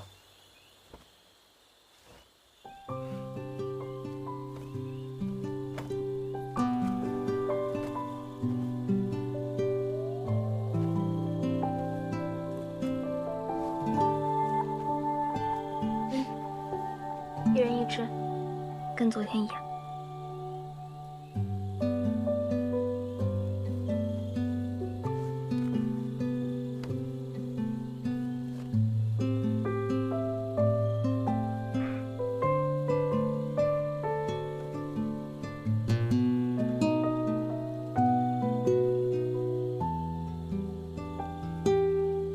你说，为什么所有故事的人都说？人死后会变成星星啊？可能是因为随处可见，遥不可及，最适合拿来骗人了。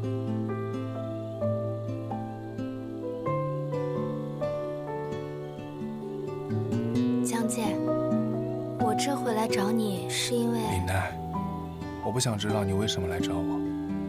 我以为我之前说的话已经够清楚了。两清嘛，我知道。我跟你住在一个房，是因为我跟葛群山还有事情没有聊完。我来找你是因为你失踪跟我有关系。我跳下来，是因为我不想承担任何人受伤的责任。我知道，你不用讲这么明白，我也知道。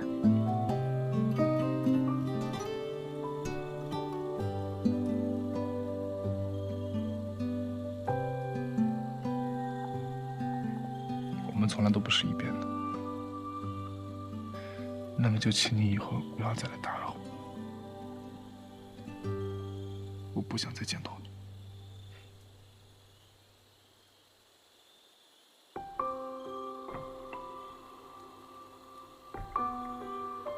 对不起。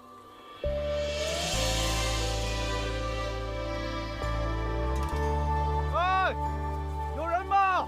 没看见啊。去那边找找。有人吗？多少个夜晚，多少个心烦，多少那么就请你以后不要再来打扰我，我不想再见到你。试着不去淋雨，试着侧过脸，却开始习惯十指紧扣的温暖。多少次期盼，多少次等待，多少次勇敢，却说不出对白。喂，静静。我明天马上回去。曾经的伤害化解成依赖，我循着光来，奔向让我流泪的爱，让刻骨都尘埃，在荒芜的心上展开，总是无法坦白。躲在角落里的喜欢，眼神离不开。我以为你脚没事了？没事儿，本来就没有什么大的问题。行了，别看了，那父女俩走了啊。他们走了。哦，我找锄头呢。昨天不是没有挖笋吗？你呀，就是死鸭子嘴硬啊！你们年轻人啊，就不懂得珍惜。哎，今天下象棋了吗？不想下，没意思。为什么没意思啊？我这段时间一直在想，你为什么要让我下我从来没有下过的象棋，而不是让我学厨？那你想明白了吗？你就是想看我输呗，或者准确的说，你是想让我习惯输。那你习惯了吗？没。但我学会接受了。以前我总是想赢，于是就忽略了身边的一些人或事。但其实，有时候一个小小的兵，也可以决定胜负。你啊，觉得自己很强。我之前跟你说过，你从下第一子开始就想了将军，所以必输无疑。来吧，陪我下一盘。今天我想下。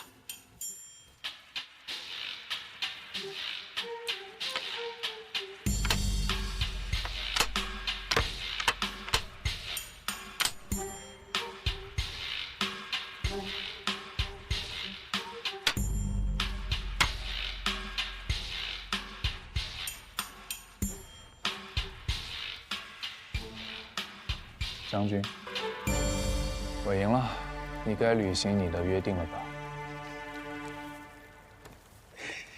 要是我反悔了呢？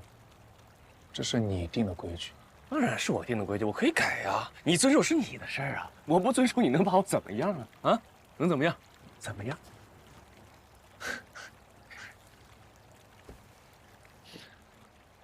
我明白了。这就是为什么当年你明明打败了守擂人江甲，却最终还是闭店隐居的下场。你小子反应倒挺快的啊！下棋根本不重要。你想要教我的道理，有一部分在这棋局之上，但你更想看到的是，我把这棋盘给掀了。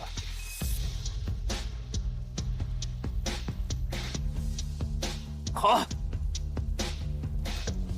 杨杰。啊，跟我去个地方。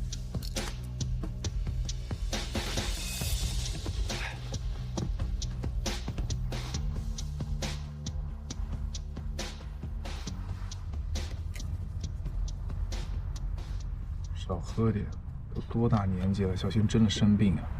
好好开你的车吧。我这是喝一天少一天。你别到时候真的喝出个什么脑中风来，小心晚景凄凉没人照顾你。哎，老子无儿无女的，啊，如果真像你说的啊，我去一头扎在水库里淹死了算了。如果有人愿意照顾你呢？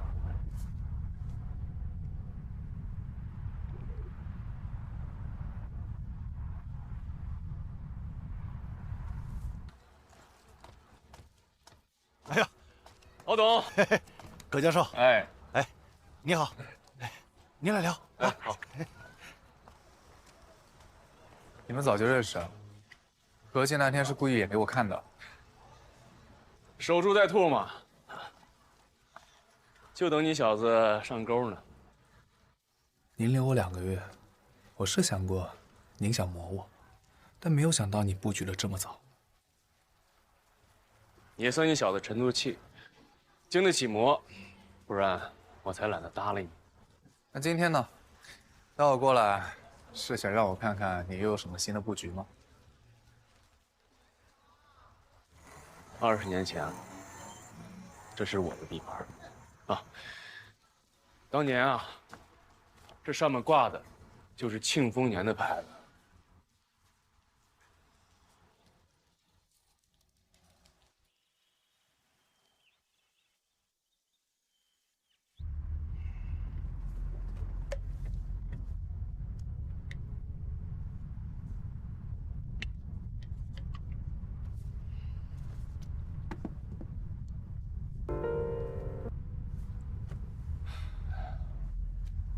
我是从你夺了老谢的刀才开始注意到你的。我当时以为啊，你是江家放出来清除异己的，每天都得骂你们2句。你们这帮姓江的呀，几十年如一日的虚伪。我跟他们那些姓江的没有任何关系，但有一点你说对了，他们确实虚伪。直到你输了，我才有了改观。因为江家不会让自己输，不会轻易的让自己输。我从那时候开始才开始好奇，你想做这些到底是为了什么？后来我才知道，你的父亲是江远山，输给你的人就叫远峰。江家比我想象的更虚伪，同样是亲生儿子，就因为天赋差异，就可能随意舍弃一个。天赋，天赋对于江自清来说比他的命都还重要。他可以因为我爸没有天赋就舍弃他，也可以因为我妹的天赋高，就把他控制在手里做个傀儡。但他忘了，傀儡没有感情，但人有。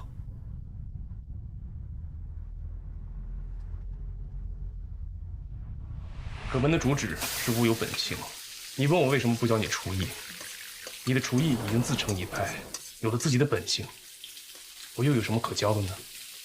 你做菜的时候想的东西太多了，想别人是怎么勾心斗角、布局谋略，想他们会如何阴险的给你设下陷阱，但你没有想过，单纯的做一道菜。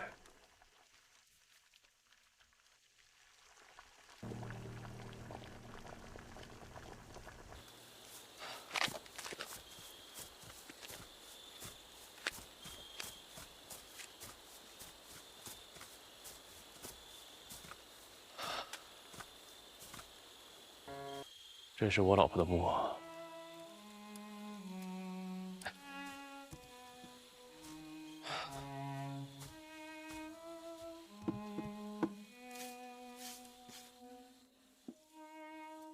我老婆生前最爱吃就什么课本招牌，烟都咸了。我就跟她说，这招牌菜有什么好吃的？还得跟我说，这要是我做的，那就百吃不厌。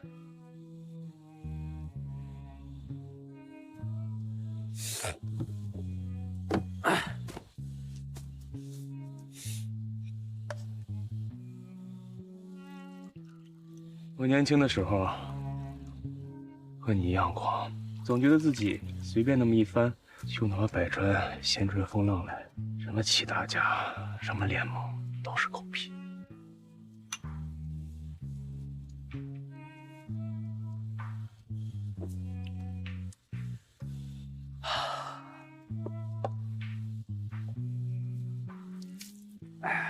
你说，咱们齐大家到底凭什么稳坐高位，百年不动啊？啊，原来就是因为这个原因，你才去挑战了守雷人。是啊，当年我觉得，只要把守雷人打下去，就能把盘踞在百川这棵老树连根拔起。那个江远峰啊，厨艺烂得跟一坨屎，我跟他比试啊，简直在侮辱我自己。随随便便我就把俩赢了。可赢了又怎么样呢？最后在百川消失了，不还是你吗？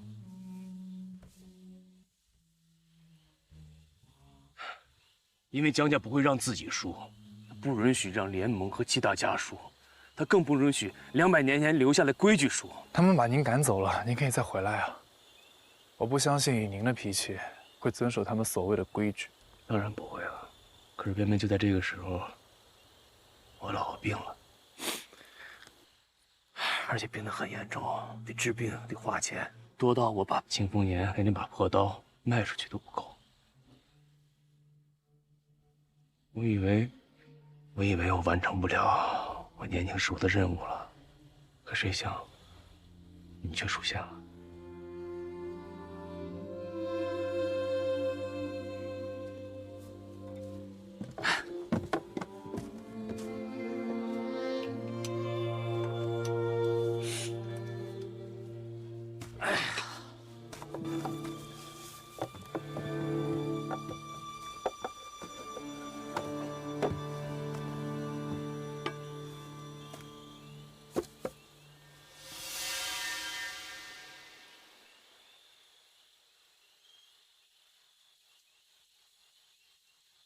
你是想让我替你再把守雷人打下去吧？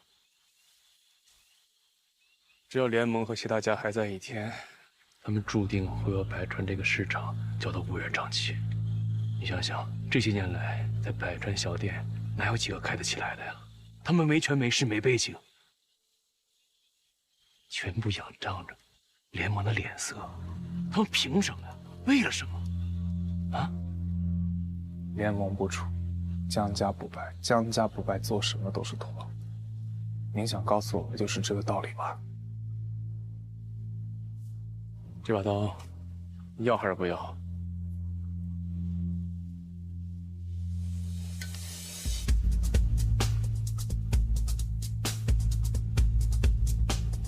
江姐，拜见师父。好徒弟，替我把这盘棋给掀了吧。